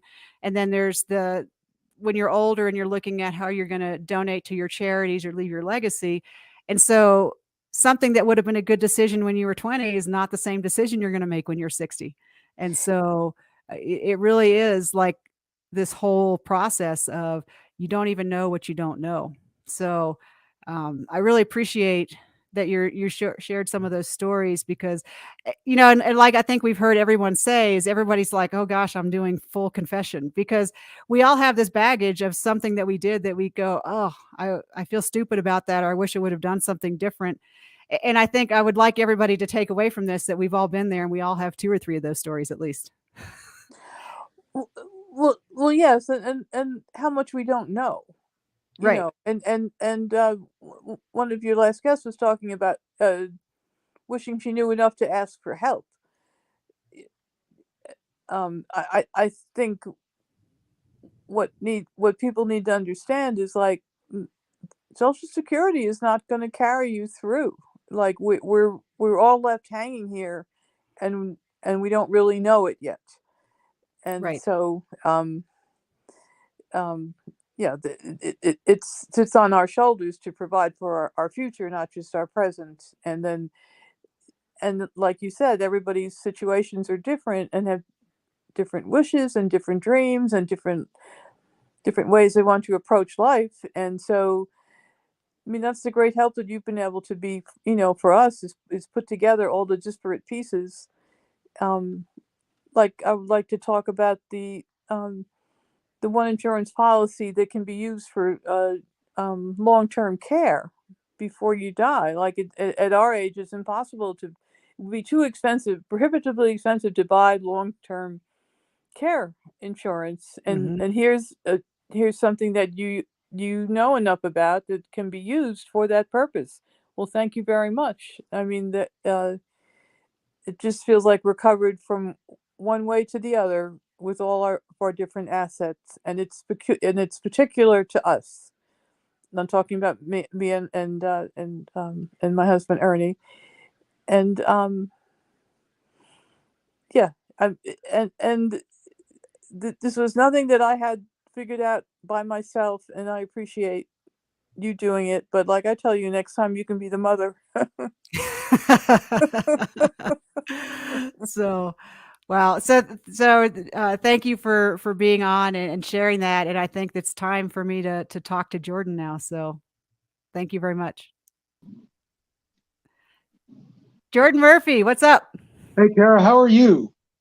I am having a great time. This is, we've gone through several people that have been part of this journey with writing this book, and just how well I've given you your copy, so it's substantial enough. It's not like a pamphlet, and just not at all. Not at all. Well done and very detailed, and I much appreciate you bringing me in on this process. So I was going to ask you, like, so what was that like to be an advanced reader for you? How did that work? Well, so that was a great experience. I mean, it gave me a chance to see, what was on your mind and how you were really tying a military career into a financial career, and being able to convey some common knowledge that all of us can use. That isn't, it doesn't come across as being a finance book for finance people or a military book for military people, but rather a kind of a practical approach of how you can go and use in our common knowledge, various military experiences for how they relate to improving our financial positions in life. So, thank you for that. I I've enjoyed being in the reserve. You know, you and I, we've talked, we were both active duty for a while, and then we had our different journeys to get into the reserve. But I think we just meet so many interesting people because it's that citizen airman concept. So there's the people that we have our military jobs, but almost everybody in our unit does something like totally different outside and gets to bring that expertise in. And, you know, one of the examples is like one of your troops that talks about the theory of constraints. And he's like one of my favorite guys. Absolutely, and ultimately we all have to, you know, we all have to figure out what that constraint is. I mean, in our personal life or in our professional jobs, and you know, that's scoping that down and focusing on the constraint and not a lot of the what you might call chaff or the noise in the background is really important. You know, you talked about, and I know Jeanne talked before me. You know, it really again comes back to what problem are you trying to solve. And I appreciated that, you know, in your book, you hit with that, and then almost every chapter you kind of come back to that again. What problem are you, the individual, trying to solve? It's very much relevant. So I wonder if you would share, like, as you were reading the book, did it make you reflect on anything particular that in your life that's kind of relevant? Because hearing from other people's experience is always helpful. It sure did. So I mean, so we all have had little challenges in life, and I think you know, your experience of being an engineer and then going to pilot training, and I mean that of course resonates in that I too tried to go to pilot training early on in my career, but then I ended up taking kind of a different path. And then how does that work out? You know, not everybody serves the 20-year career. You know, you talked earlier about, you know, talked a point about, you know, hey, you didn't want to just follow that path. You wanted to go off and do something very different, certainly with not only with the horses, but also with your financial, you know, your financial business, and understanding that, you know, we take these paths and then with kind of an amount of uncertainty. But then all that's really for all of us, right? But then understanding that we have to be able to formulate an effective plan to be successful, not only financially, but in our lives is really it's a key takeaway of the book. You know, not just a dollars and cents, as it were, but really more of a common sense approach.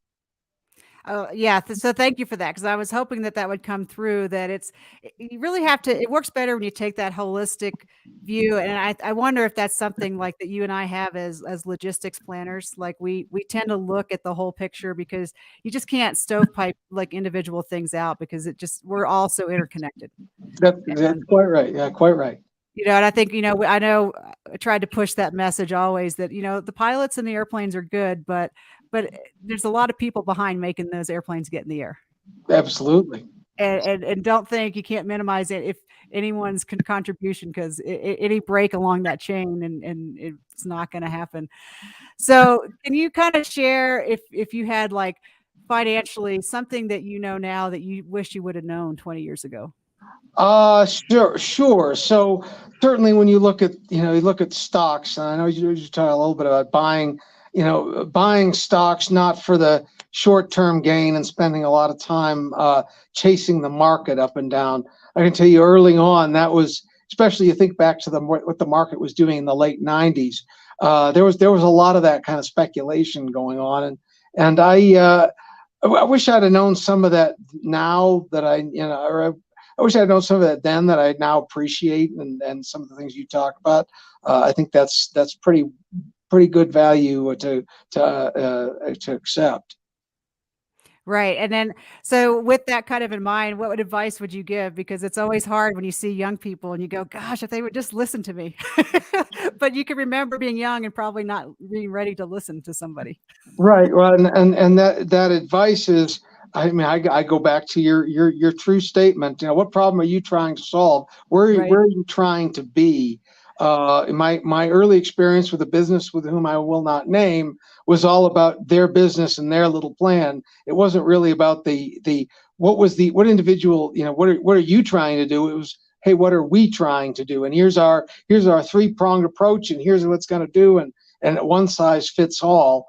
I wish I had known that back, again, that business that shall not be named, in 2000, because frankly, I never would have spent any cents on them. I would have looked at it from a very different approach to say, okay, what am I looking to do? Where am I looking to be? I'm not really interested in answering your formula for one size fits all. Yeah, I love that you share that, because that's really the true thing, is that there's a lot of strategies and there's a lot of tools, but that has to marry up. And one of the things, like I did add in the book, is this: it's like a pyramid or a mountain, if you will. You've got to start out with what does success look like for you? Because I know what it looks like for me, but that's may or may not be what it looks like for you. Right, exactly. And trying to plan and make something happen when that's not the goal. I mean, it's just like what we do with every deployment. It's like, okay, where are we going? What do we need to have? We start with the big picture. Like, what's the mission? Yeah. So you got your uniform on, so I can't help but talk about military stuff. That's quite right. Thanks for dressing up for the show. Absolutely. It's all about your mission, your vision, and your priorities, right?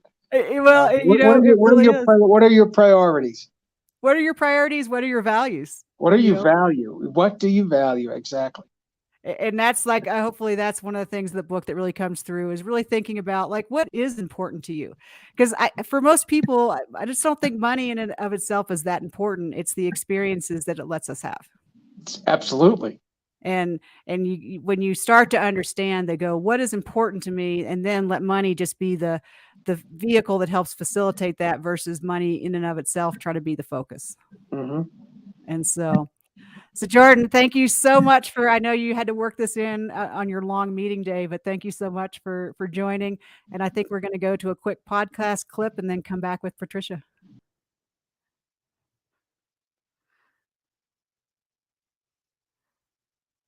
So I took command of a squadron in Little Rock, Arkansas a few years ago, and meeting everybody, sitting down, we were having a Christmas party. And one of my sergeants, she said, if you would have told me 5 years ago that I was going to have a female commander, a Latina chief, and a Black chief, I wouldn't have taken that bet for anything. and I was like, wow, okay. And I said, so this is an important thing. So what can I do to make a difference? And she's like, just the fact that you exist. Yes. It really, really. And so, first of all, congratulations to you, Tara, on your career accomplishments, which are significant and meaningful, because the reason it's meaningful is there will be a little girl that will hear about you, see you. Someone will point you out in the grocery store in the most mundane situation, and they will say, that lady over there, she's a pilot. She flies those planes. And guess what? She leads a whole group of people. And the girl will go, wow. And then this girl, now it's in her brain and never to be removed that she too can do that, which is why you always hear that role models do matter when it comes to these kinds of things. Because sometimes unless people can see it, they don't think they can be it. Right. And it's interesting. This came up in the financial world. I had never even thought about it because I spent so much time in the military. Yeah. I talked about there's just very few women that are in leadership roles in finance. And so I didn't realize what a unicorn I am, apparently owning a financial business as a woman. Yeah. I mean, there is just still that opportunity. And I think sometimes, to be honest, sometimes we, meaning women, have been kind of stared away from some things. They haven't been sort of providing to us as options when we were in high school, middle school. Nobody was talking about those things in a way that might even let a woman know that they were available. And then you see the data in STEM, all the scientific and engineering fields where we start out with the same level of capabilities when we are in elementary school and middle school in terms of our ability to work with these concepts. And then somewhere along the line, around puberty, there's this line of divergence where male students are more likely to continue on the path, and the female students are more likely to step off the path. And what the research is saying is that has something to do with confidence. It has nothing to do with capability. So it's a social construct, a social situation that we're creating that is teaching girls they can't be everything that boys can be. Interesting. Mhm. There's just so many layers of complexity. So that was an interview clip from when I got to talk with Dr. Gina Cox, and she was someone I got to meet in this great book workshop that AJ did, my developmental editor for my book. And again, like part of that process and that team of people that was helping me was just to get to touch and connect with all these people who are experts in their own fields, and then see how that we relate together to make things happen. So having a lot of fun. You know, one of the chapters in my book is wealth as a team sport, and that's what the title of the podcast is. And I'm having a lot of fun with it, because what I'm doing is just reaching out to all these different people that I know that have their own careers going on and learning about what they're doing.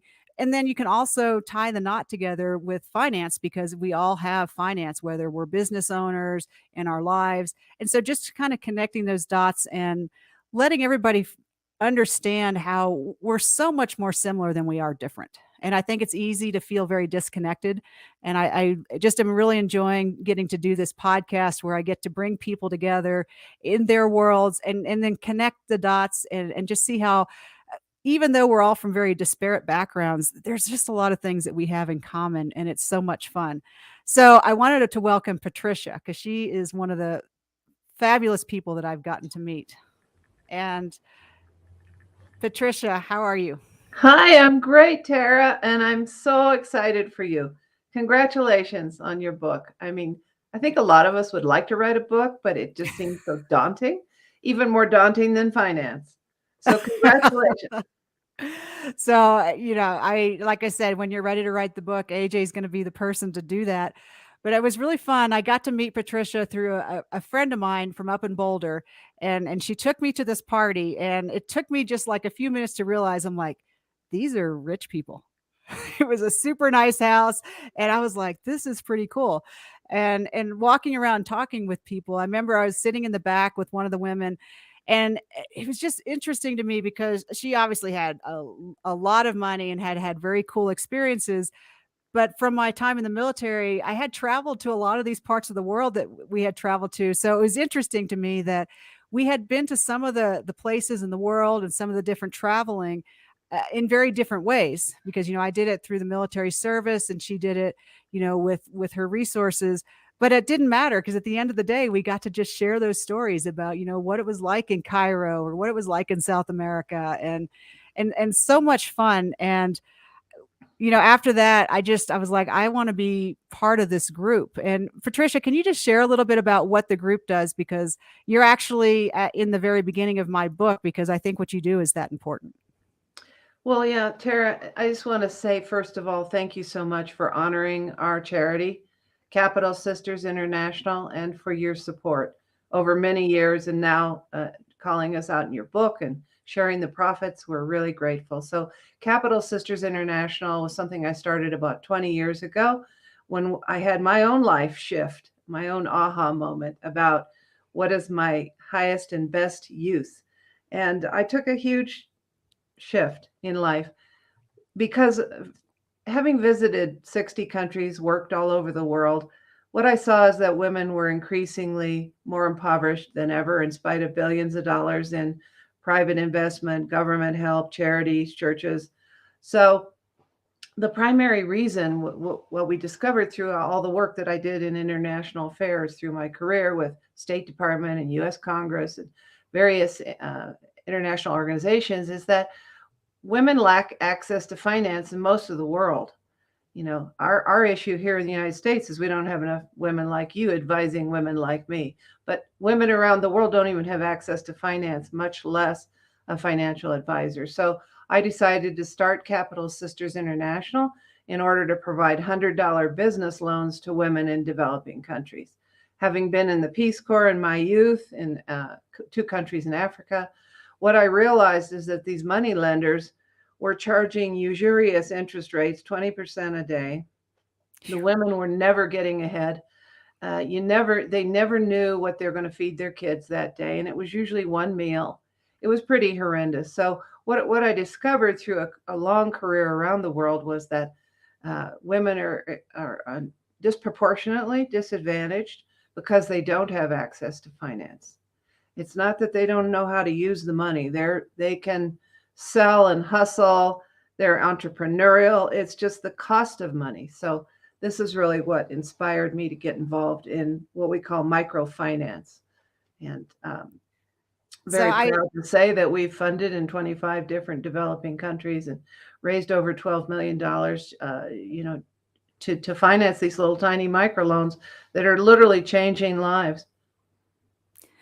I love that. And I think I shared the story. One of the things that I didn't even realize until we talked that kind of resonated with me is, my great grandmother came over from Ireland on the boat. And it was at the time when, the signs around New York City said no Irish need apply. Yeah, exactly. And so they ended up, I don't know if she was entrepreneurial to begin with, but she became that way. And she was, one of the first women to drive on Long Island. And it's just kind of interesting to think. I'm like, that's just my great grandmother. That's not even very long ago. Yeah. And what that we get to live in this country and have that social mobility. It's really a gift. And when you travel around the world and you see the way it is in other countries, it just really makes you appreciate what you're doing. And so that's why the work that you're doing, I think this is back to that. Like, we would like the world to be this ideal way, but then there's a reality of what it is. And you've just created something that's making a difference in people's lives. Well, and that's important. Can you talk a little bit about, I really like what you've created with the sister bonds. And that was one of the things that was very interesting, because you're not just asking people for donations, like you've gone over above and beyond to connect with people where they are. And so you've created these bonds that people can invest in, and then if they want, they can have their money back. So can you just talk about how, because it's a real thing. It's like, not just like funny money. It is a real thing, and you can have it back. Although most of our investors, they get so excited about financing the businesses that they reinvest for another term. But it's the first women's bond in the world that I created. It's called a sister bond. The significance being the bond between the investor and the borrower. We only finance women. We do this because they're a better risk, frankly, in developing countries. Women pay back at 98, 99%. And these are collateral-free loans. So we sell this $1,000 zero interest sister bond, and that'll finance 10 women's businesses at $100 each. And then when the women pay back, we return the money to the investor. We did this because we initially started out financing microloans with donations, and we're meeting about 20% of the global demand for women's microloans. And so with donations, as you know, the resources are depleted and not recycled. So it just made financial sense for us to move into the capital markets and sell bonds. And it's allowed us to serve exponentially greater numbers of women entrepreneurs around the world, because people, as well, they're very generous and kind, and they donate a lot to help us with our operating expenses. They will let go of a lot more money if it's an investment. And I understand that. So where they might give me $1,000 donation, they'll loan me $5,000 to buy 5 bonds. And so it's worked out to be a really beautiful model. We call it blended capital because we use donations to pay for loan management, and we use the bond capital to finance the microloans out in developing countries. And the reason we use donations is because we don't charge interest to our field lending partners. They're also nonprofits. So we allow them to keep the interest they charge to the women to provide business services, training, healthcare, and other wraparound services, we call them. So it's a really nice nonprofit model that it's a hybrid. It blends, it's a donation plus investment model that thrives across that spectrum of financial services. Now, can you talk a little bit about, and her name is escaping my head, but you have a real live investment banker that helped create this. Well, we do. We have a couple of people who have banking backgrounds, but Sandra Green, our CFO, who's got an MBA from Wharton, an economics degree from Brandeis. She had been an investment banker in London with Macquarie Bank and Barclays, and just absolutely brilliant. She was the one who really helped me figure out how to set up an investment fund with a prospectus, with the proper audits and controls, because I come from an international public policy, evaluation, and development background, and she comes from the banking sector. So We often tease when we do presentations together that I'll ask her on Monday, how much of the world can we save this week? And she'll say, have you looked at the balance sheet? We were a perfect combination to launch this bond fund. Well, and I love it because, there's some bankers are good. A lot of bankers are good. And our ops person now is also a former banker. So we're really blessed. It's a private sector model. It's a private sector solution to poverty. So we operate like a business, and we have all the internal control requirements of both the nonprofit world and the investment world. And so we're operating best practices and taking advantage of the best of both worlds. So, and I love that because that's just really like with the book, I try to talk about this holistic approach that you need to have for everything. And when you know what problem you're trying to solve, and for you're trying to help figure out, how do I help these women? Look at all the team members that you brought together to make that happen. So, you had the ground firsthand knowledge of what was going on and what was needed, but then you were able to pull and attract in the investment bankers that helped you negotiate with the markets. And it's just I love the combination of, okay, I have this vision. This is my big picture of where I want to go. And then you have to figure out, how do I pull everybody together to make that happen? And that's what, with the book, that I've really tried to help people understand is that, money is not any one single point of success. It's like all the different things and how they work together to make that happen. Can you share, you touched on it, but I would like you to share one of your stories, because you talk about how you only loan to women, and that their repayment rate is phenomenal. Like, why is that?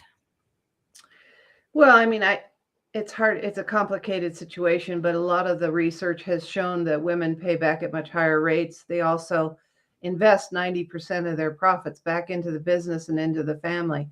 And it could very well be that it's just because women don't have access to alternative funds, and they know if they don't pay it back, there's nowhere else to go. Whereas men have a lot more opportunities. They own the hut, the cow, the crops. She doesn't have assets. So that's one of the reasons that the repayment rate is so high. The other one is that they're entrepreneurial and they want to feed the family. They're living in on less than $2 and $3 a day. They're absolutely destitute. So if they don't pay back, they know that's the end of the line. It's very serious. A lot of the studies where this whole microfinance started in Bangladesh showed that men were paying back at 40% and women at 98%. So somebody needs to take a look at that and study it. It would be fascinating. But what I do know is women are an exceptional investment. They're entrepreneurial, resourceful, resilient, even with COVID. And as you know, we were financing microloans in Afghanistan for 20 years. So we're very hopeful that the women we funded in Afghanistan have built their assets and can cope in a better way than they would have been able to had they never been involved in our program. I love it. So would you mind sharing either a personal story, or, you work with so many donors, like what's an example of a really great financial win that you've seen that's kind of like a win-win, like, wow, okay, that really worked out for everybody? In terms of our donors and investors? For that, or for yourself, if you're willing to share, either one. It's a very complicated situation when you're dealing with donors and investors. And I think one of the lessons that we've learned is that this model is innovative, and so it's confusing to people. It's not really a traditional nonprofit, and it's also not a traditional investment fund. So what we're trying to do is take our donors and turn them into socially responsible investors, and take our investors and turn them into socially responsible investors. So sort of both ends of the spectrum coming together. So that's one of the lessons learned, is that it's been a confusing model because it's innovative. But I think people, they really embrace the whole concept. We haven't had any issues with people saying, this was a bad investment. They get a report about the women that they funded. So for every bond, the 10 businesses that they funded, they get a report about the women and where they invested their capital, and a little bit of information about their family and their education status. So it's been extremely rewarding, almost across the board, to share with people who've never been to a developing country, for example, to share with them how $100 business loan can actually save a whole family from starvation. It's just very, very joyful. I think one of my favorite things is to take people into the countries on donor trips or investor trips to see what these entrepreneurial women have been able to accomplish. It's extremely rewarding. And once the pandemic is completely over, we'll start to go back out in the field again. You know, that reminds me of with another charity that I work with, one of the women, she's like one of those Mary Kay ladies. She has the pink Cadillac. But what she's done is she's also very religious, but she spends a lot of time in Africa helping. And with one of the projects she was working on was helping the women get irons to do a business. Yeah. But the funny thing about her, like if you meet her though, she's always put together, got the hair, got the bright red lipstick. And I just remember asking her, I'm like, so what do you dress like when you're in Africa? She's like, just like this. And I can just like see her try to walk around in those heels and that bright red lipstick. But I love it because you get donors and people in and you just can't judge because you never know who is going to be able to contribute and how they're going to contribute. And it's just incredible when you see different people get together. And what you were saying before about your idea being innovative and so it's confusing, I'm appreciating that because the model that I have for my business, I didn't realize was pretty new. I just came at it from, my background in the military of, no one person can be good at everything. So you want to kind of have this team. And so I'm going to have people that invest in the market and I'm going to work with people that do insurance and I'm going to work with people that do real estate. And I know a little bit about everything, but I would never say I'm an expert at everything. But what I do is I connect what I've decided that I wanted to do with my business is connect with the person and really understand what their vision was, what their needs were, and then make sure that I connected them with all of the right people to help them get to that goal. And it was really interesting because I remember when I started that business, I had people go, what do you do? We don't understand. And it was because they were just so used to someone saying, hey, we're going to put you in this mutual fund or you're going to do this IRA.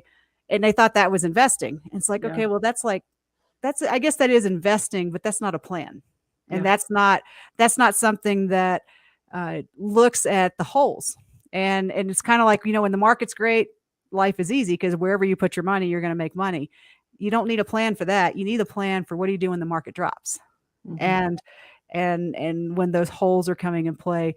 And I just feel like that's kind of what you're talking about is you went out and didn't just look for donations, which a lot of profits do or nonprofits do, but you created the bond so that you could find people that it's like an easy way for someone to make that transition to go, well, I'd like to donate, but I'm not sure that I just want to donate money and I don't know where it goes and how it's going to get used. And you've created like a way that people can connect and satisfy that need to kind of know what's happening. So I just really appreciate that. And I was thinking about one of the financial strategies I do to educate people, talking about this idea of momentum and giving your money more than one job. And there's just a lot of people that are like, well, I've never heard that before. Yeah. And it's just so funny. I'm like, okay, well, that's why I'm telling you. But it's interesting. Some people react and go, oh, okay, yeah, that's really interesting. Tell me more. And some people are like, whoa, well, I've never heard that before, so I don't know. And what an interesting part the human connection is in everything that we try to do. Well, I think the most fun I've had of this whole journey is that the product that we created is a retail investment product. So investing isn't just for wealthy people. We created a grassroots investment product that anybody can afford at the household level so that regular people can help save the world and get their money back. And that's been the most fun because prior to our bond, there just really aren't very many retail products out there for the everyday investor. You have to be accredited and wealthy and sophisticated and have smart people like you advising them. So it's a more complicated from a regulatory standpoint. We have to really fill out a lot of reports and comply with a lot of regulatory requirements. The different states have different requirements, but in the end, your hairdresser can buy one of our bonds. Your next door neighbor, the little old lady. It's really exciting to see that the everyday person can invest in our bonds, help the world, and then get their money back. And it's been enormously rewarding for people to know that besides writing a check for charity, they can also make an investment in a charity. So I guess the last question I want to ask you is I love like the psychology of people. I love how people think. You know, when I was teaching biology at the Air Force Academy, I really dug into learning styles, and you know, a lot of times, like whether you're an oral or a read write or a doer kinesthetic learner will dictate which classes you enjoy and don't enjoy. And so like with finance, I've found like connecting with people, a lot of it's figuring out like, how do they like to process information? You know, do their eyes glaze over when they see numbers, or do they like graphs and charts? How do you bring that psychology into what you're doing? Because I mean, your whole job is connecting with donors because you've got this great process and bringing people in. How do you address that psychology piece to go, hey, open your eyes for a minute and let me just share with you like this cool thing I'm doing? Yeah, I mean, I'm really blessed because I could be selling paper clips. I mean, no offense to people who do that, but it's an easy sell. You show them the stories, the pictures of these beautiful women around the world with their sewing machine or their goat or their artwork, their baskets, their tapestries. You show the stories of the women, and they immediately, not only do they want a bond, they want to buy one, and you know, for their mother, their daughter, their aunt. It sells itself because it's a human story, and it's all about entrepreneurial women creating their own lives and bringing their own families into prosperity. And there's nothing not to love. It's the Republicans love it, the Democrats love it, the nonprofit people love it, the investment people love it. I have a pretty easy job, I have to tell you. That's, you know, I love that. I love that you found something that brings everybody together above the tribalism and the partisanship. And, you know, my book launch manager was asking me, she's like, you know, why did you write this book? And I was like, well, you know, I just want to communicate and share what I do. And she's like, yeah, but really, why did you write this book? And I had to think about it. And it really, of course, she always makes me cry. I'm not going to do that now, but I was like, she knows how to push my buttons. But I was like, I think that a lot of the tribalism and partisanship we see in America, but it's going on around the world. And I think it's just, it's all that fear and uncertainty that people have about not knowing what's going to be in their future. And certainly with taking care of their families, like, you know, how much is enough? Am I on track? And how am I going to get there? And I think when people feel secure, then that's when you get to be creative, you know, kind of like when you talk about the Renaissance. You know, we went through the dark ages, and then when, you know, there started to be enough money around that wealthy people could sponsor the artists. You know, it's like when we have our basic needs met, then that's when we can really start to do cool things. Yeah, and absolutely. And that's like with the book, I was trying to figure out, like, how do I break it, have the stories to get you interested enough so that your eyes aren't glazing over and you put it down, but then have enough plan and process that you can go, oh, okay, I could figure this out for myself. Because I just think that's the best feeling when people get to have that bit of empowerment. And I think that's one of the things that really attracted me to Capital Sisters, is because you're trying to give people that empowerment. Yeah. Because you said that people already have the drive and they just need the access. Like, yeah, they just need a level playing field, and they need confidence, like a couple of your supporters have said today. A lot of women just lack the confidence to go out there and do it. And I'm really proud of you for all you've done with your life as well. Took a lot of courage and savvy and confidence. So, and women have a lot to contribute. I think we're just seeing the beginning of what women can offer to the world, to the financial sector, to international development, to peace and conflict resolution. We need to be out there playing a role now more than ever, as we can see from the news. It's really important that the way women view the world is included in solutions and innovations. And so I love the way that you're making financial advice accessible to the everyday person, so they can say, oh, well, that's not so complicated. I remember when I first started this and someone said, how many basis points on your bond? Of course, ours is a zero interest bond, but I said, what's a basis point? So you can see why I needed my MBA from Wharton. That's excellent. I love it. So Patricia, thank you so much for giving me some of your time today. And I love it when you can share the story, because I can talk about Capital Sisters, but you tell the story so well. Thank you so much for offering to give us a piece of your proceeds. We're so grateful. Yeah, well, of course, that just makes sense, and giving back when you have a little bit of a platform, then that's the best time to give back. So thank you so much. And congratulations again. Really proud of you. Thank you so much. Way to go. All right. So I think that we have a little bit of time now. I'm supposed to talk about some wins and some of the key points from the book and that kind of thing. So, one of the things that's really exciting is that within this process, I've just been doing what my launch team has told me to do. And the book has hit #1 today. So that's very exciting. Like whatever magical thing goes on in the formulas at Amazon. So I thank you to everybody that's bought a book. I really appreciate it. And it's fun because I'm going to be able to then give some money to Capital Sisters. And so, it's kind of like it creates this whole circle of money moving, and moving that energy around is a really cool and exciting thing. One of the things I did want to talk about and make sure we get out is I have included with the book, once you've purchased the book, if you go to my website, I've got 3 bonuses for when you buy one book. And I love this because my launch team brought this up and I hadn't even thought about it. So one of the bonuses when you buy a book is you can sign up, and I'm going to do a virtual AMA, which means Ask Me Anything. So I'm going to do a forum where you can log in and you can have what burning questions you have from the book. And that's going to be a fun process because I will answer the questions to the best of my ability. And if I can't answer the question, I will point you in the best direction that I can. But, I know when you read something like this, it's really nice to be able to just ask some questions because you're wanting to have this conversation. And so that's going to be one of the bonuses that's going to be a lot of fun. And again, you just go to my website. I think Jade will probably put that up so you can see the website there.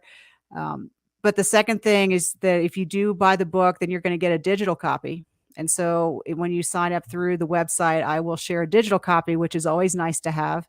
And then the third thing is we're going to set up a webinar, and I'm going to do a 30-minute webinar that's going to kind of walk you through the beginning basics of creating the plan. So once you read the book, it's going to kind of walk you through this journey of, what is it like to have a financial plan, and some kind of connecting stories about, I talk about an older person and a younger person, just to kind of give you a flavor for, everybody needs to do financial planning, but it's going to be a little different, look and feel a little different for everybody, depending on where they are. And so the book will take you through that. And then I get into, I think chapters 5 and 6 are the hardest chapters because it's a lot there. It's dense material. And it's just talking about, what are those tools? What is a mutual fund and an annuity? What is a Roth IRA? What is, a traditional IRA? So it's going to walk you through all of those kinds of things, because I think one of the most intimidating parts for people when they want to go talk to a financial advisor is when you don't know how to ask the question or what the words mean. And, one of the stories I talk about in my book is I remember when I bought my first house, I went and sat down for the closing, and if you've done it, it was a stack of papers, like almost 1.5 inches, 2 inches thick. And they just started flipping through every page. And they're like, well, we got to review all this. And as they're flipping pages, I'm like, well, okay, I'm not reviewing any of that. And then we would get to a page and just sign here, sign here. And we got to one page and they said, you're getting such a good deal. You got so many points down. And I'm like, what's a point? And they just kind of looked at me, and with that look like, you're too stupid, just shut up and sign the papers. And it was weird. And I just signed the papers, and I went back later and I figured out a point is just a percentage. And I'm like, I've had a lot of semesters of calculus. I know what percentages are. But in that moment, I tried to ask the question, and they did fast talking and they talked about points. And I just kind of moved on. And so I think it's really important to have that foundation of knowing what words mean, because you've probably found it in whatever world you're in. I know it happened when I was in logistics. I know it happened when I was in flying, and I know it happens in the medical career field. There's when people are talking in their little inside language, it sounds really important and complicated. But once you start to know what those words mean, you're like, okay, I can keep up. I just didn't know that that word meant that thing. And like one of the examples I talk about is the word variable. In finance language, the word variable means there's risk associated with it. But people wouldn't understand that if they didn't know what that word meant. So in this third bonus, we're going to do a webinar, and I'm going to walk you through the first basic steps to go, how much is enough? Like, how do you figure that out? Because most people just have no idea how much is enough. And then I'm going to just walk you through, like, how do you get there? And it's because it shouldn't be a guessing game. Like, you should be able to know how to get there. Like, you shouldn't have to be going, I don't know, am I there or not? So I want to go through that. And then I have, for if you're going to buy 3 books or more, I have some other the extra bonus I'm going to add is a 3-hour workshop that I'm actually going to be marketing for $29.95. But when you buy 3 or more books, I'm going to give you access to that for free. And then I've also created author cuts. So that was something I had a lot of fun with, was just kind of going through and talking about, what was my thought process behind every chapter, and then just some additional Easter eggs to go along with the book. That's kind of fun. So that was part that my launch team brought to me that I hadn't thought about. So buy the book on Amazon, and thank you so much for that support. But then I'm going to give back and give you some extra bonuses, because I would love it if you take the book and really dive deep and kind of use the book as a tool to go, if the information you find, it, pat yourself on the back and say, excellent. But if you find information that's new, then that's what I really want to have, that success, to see you kind of gel that information together. And it's kind of like a peanut butter spread. I find, like, for most of us, there's things we know really well, and then there's a gap, and then there's something, and then a gap. And the goal with this book is to help give you that insight to know what kinds of questions to ask, because there's a lot of information, but if you can just start to know what kinds of questions to ask, then that's going to be a huge win for this process. So I think I have my next guest, Choi, is available. So Hi. Choi, how are you doing? Good. How are you? Can you hear me? Good. Are the twins down? They are. So hopefully they'll be down for a bit. So we had our fingers crossed at the beginning. I appreciate that. They went down without complaint today, so that's a good sign. That's wonderful. So I think you're going to be one of my favorite guests that I want to talk to. So for anyone who hasn't seen the cover, I'm going to hold it up here for just a minute. And you can actually go on Amazon now and see this cover. And I was so grateful to get connected with Choi. So I met Choi through the Top 3 workshop with AJ, who was my developmental editor. And AJ was great, because I said, okay, who's going to be my copy editor? I need a proofreader. I'm going to need a cover designer. And all AJ said was, well, I have a cover designer, but well, maybe I don't. Well, maybe. and I kind of pressed her, and she kind of put me off a couple times. And then finally she's like, okay, Choi has agreed to talk to you. and Choi, do you mind sharing how that conversation went from your end? Sure. So, I mean, I'm kind of currently, I'm sort of limiting the number of projects that I'm taking on, just because I'm staying home with my 2 toddlers. And so at the time that I have available to really focus and give clients I feel like the attention and the attentiveness and the speed that they deserve, I want to make sure that I have that time available before I agree to take someone on. So, AJ came to me and she was like, all right. She's like, I know you're not taking new clients right now, but, and then she told me about you. And I was like, well, I can't say no to this one. I was like, this just sounds too cool. It's too fortuitous that, we happen to be in the same city, and, we're both grads, and there's too many points in which we connected that I felt like it was just, it was meant to be. And so I was glad that I'm very thankful for her for putting us in touch. And so, yeah, it was just kind of, I don't know, just the stars aligned, I guess, It's been so fun. And then we're also biology majors as well. So yeah, this is kind of weird. A lot of points of connection. Yeah. Pretty crazy. It's pretty crazy. And I was so glad that we got to meet for coffee. I know we need to go again, but it was nice that we sat down and we were able to visit. Like, how you meet some people and it's awkward. And I was just like, Well, it was fun for me. Hopefully for It you was, too. it was definitely for me too. Absolutely. And I think that it's one of the things that's a challenge, especially being an entrepreneur, is connecting with people that are like you and finding those friends, because, you know, in the military, you're kind of surrounded by people. So you have people to pick from. But when you're kind of out by yourself, it's really easy to get focused, and then you come up for air and you're like, I have no friends. No, absolutely. It's very easy to get isolated, you know, especially when the majority of your interactions, they aren't necessarily in person. A lot of them are, you know, over streams or over the phone or over email. And so, you know, it's nice to actually physically meet someone and Right. you know, And have that connection. yeah, for sure.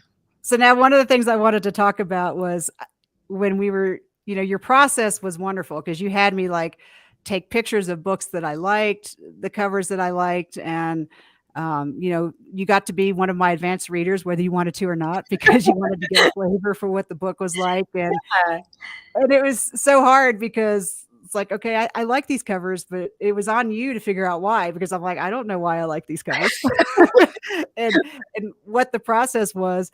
And I think this book was this the 7th design that you did? I feel like you know what? I'm not really sure. I'm not I'm not gonna say I lost count, but you know, it's important to me as a designer, and it is, you know, I always tell folks, you know, when they come to me with projects like this, it's like, you know, my job is to make sure that the visual representation of your book is accurate to not only the content, but you as an author as well. You know, so that's part of the reason why I like to read the books before I do the covers, is that gives me a sense of the author's voice and your personality.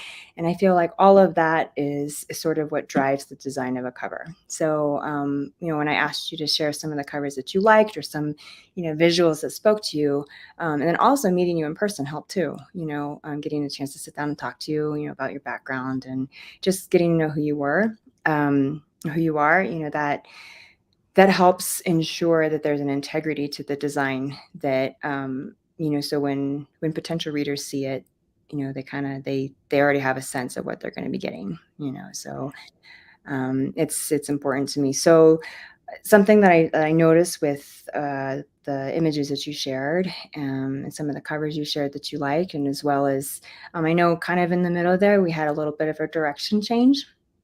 In terms of the title and just the title, which is totally fine. We just wanted to make sure that, you know, it's, you know, I always tell folks too, it's like, it's important to me that there's like title visual congruence.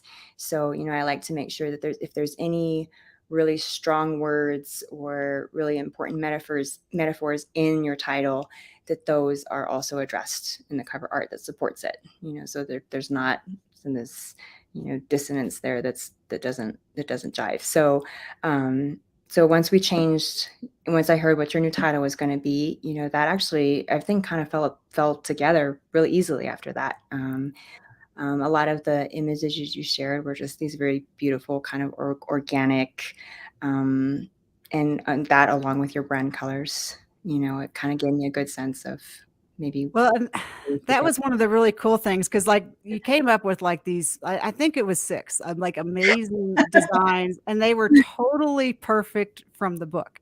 And one of the things and with the title change, Money Moves, we were trying to figure out like the movement piece. And so we were like, is there water? And one of the things like Amber's done on the website is she has sometimes in the background horses moving. Yeah. So, but you were able, so like we were trying to go down that path. And one of the hard things I was talking about earlier, like from my Air Force background, is I don't want to critique if I don't have a better solution. Yeah. And your whole job is like to try to figure out what's in my head when I don't even know. And so Yeah. here I am telling you, no, that's not quite it. No, that's not quite it. But I don't know.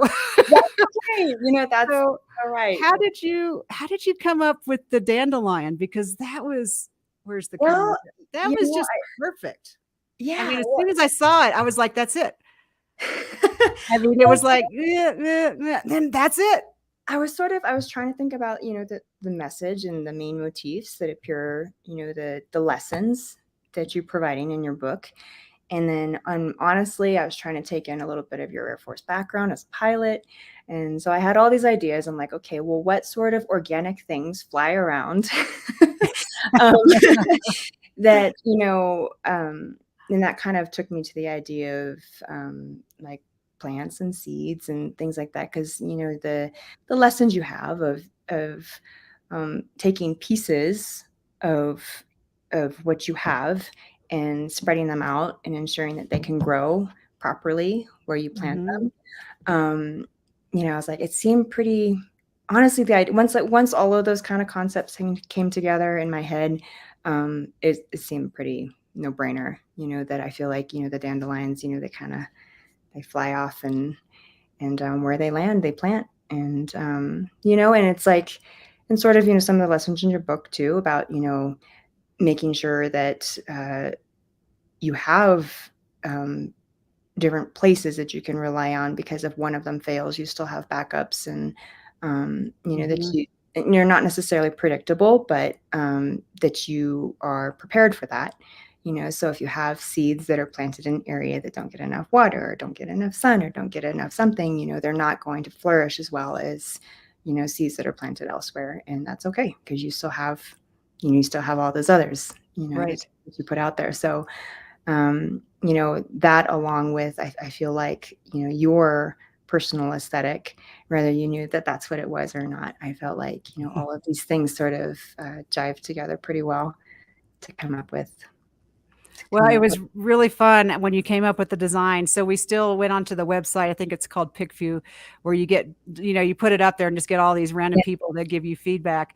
And my favorite comment when I knew we had arrived was one of the comments I got from the book was when we changed the color. And the woman, she said, well, it looks more like the cover of a novel than a finance book. And I was like, perfect. That is what I don't want this to be. And there's plenty of how-to books out there. It doesn't need to be another sterile how-to book. And I think it was such a team effort to kind of get there. And then, we just kept feeding you, and then you just created it. And so you have this really cool skill to take in like random information and keep pulling things in to try to create something. And I appreciate that. I mean, I was intel in the Air Force, so that's kind of what I did there. So kind of I was taking a bunch of data and trying to make something of it. So I'm really glad to hear that it translated to this too. Well, and it was funny. AJ promised me. I said, I think Choi's going to fire me. And she's like, no, she's going to get you there. And I'm like, but I'm not helping her. And it's making it too hard. And AJ's like, no. And then, but if she wasn't right, because as soon as you did this cover, I mean, I was like, that's it. Perfect. Yeah. It was just like such a cool process. So I'm a believer now, because I've never done that before. And it was really super cool. Well, so I was just going to ask you, because you've been through the book probably more times than you want. Is there anything that as you were reading it, it kind of made you reflect or think and go, oh yeah, that's great. And either something that you were already doing or something I should probably think about doing that. Sure. I mean, as probably something that it reinforced, and it made me thankful that I did it when I did, is, when we were cadets, and I had to take Management 101, which everyone does, and part of that was, financial planning. And one of the things that our instructor hammered home was, to start thinking about it early. It's never too early to start thinking about where you want to be, and to start saving and deciding what you want to do with the saving, where you want to put that money, and in terms of how you want to approach your financial growth over time. And if you start as lieutenant versus if you start whenever you later on down the road, we saw those hard numbers. And so I heeded his advice, and I'm very glad that I did. And especially reading through your book too, I'm like, okay, I have, I'm fortunate enough to have a bit of a head start, where, now that I'm a little bit older, it's easy to see what the future will look like, where when you're 20, you're kind of, you don't necessarily, you can't imagine what life's going to be like, in 20 years, 30 years from there. So, But another thing that I think that that I gathered from your book that we're planning on doing this, but I'm glad again to see it from an expert, is to make sure that you're doing it wisely in terms of the phase of life that you're in.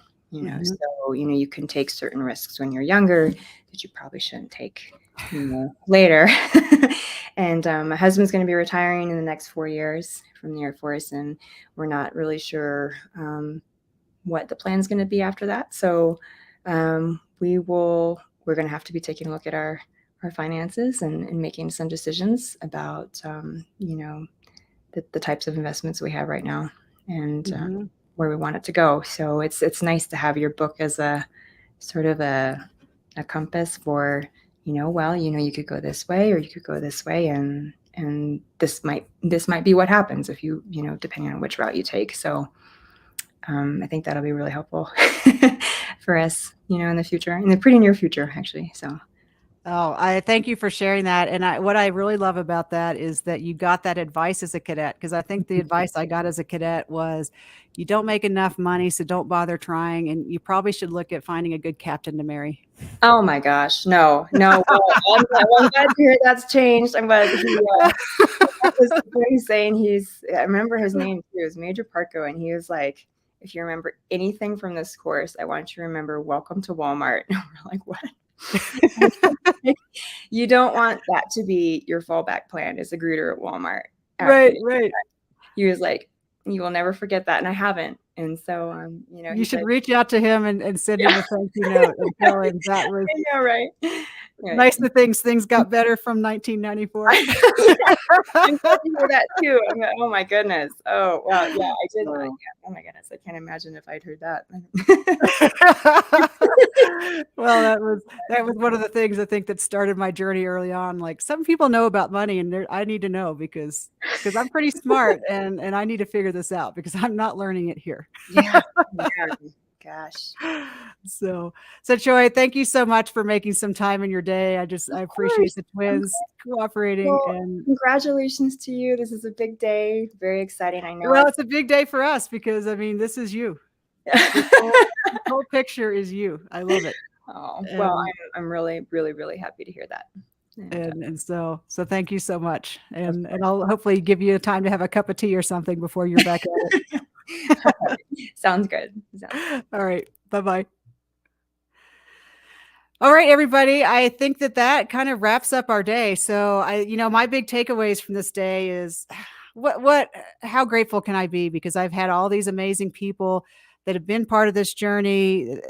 I think everybody has shared like something that they've gotten from the book. So that's nice to know, because 322 pages later, I'm happy to know that someone's getting something from it, because that's what you hope when you create the book. And it goes back to AJ, that the reader first. And then I have, had the different advanced readers that were on today, and appreciate all the time that they gave me and the perspective, and, even learning from HPS, how to ask for feedback, and not, tell people how to give you feedback. Don't just say, give me some feedback. Say, okay, I'd like you to share with me, like, what resonates, like what makes you think when you were reading the book, where did you kind of drift off? Because that's probably a part of the book that could be cut or changed, and just all those things. And then, Patricia Hinnen with Capital Sisters, it's great to have that be part of the journey of the book, is that we're going to give back to that charity. So just the whole thing has been a wonderful process. And I thank you, everybody who has shared this day with me and reminded me to take time out to celebrate the win and not just move on past and move on to the next thing. So thank you so much, everybody, for joining me today. I really look forward to hearing about your success with the book. Please be sure, if you buy the book, to go to the website and take advantage of the free bonuses. And I'll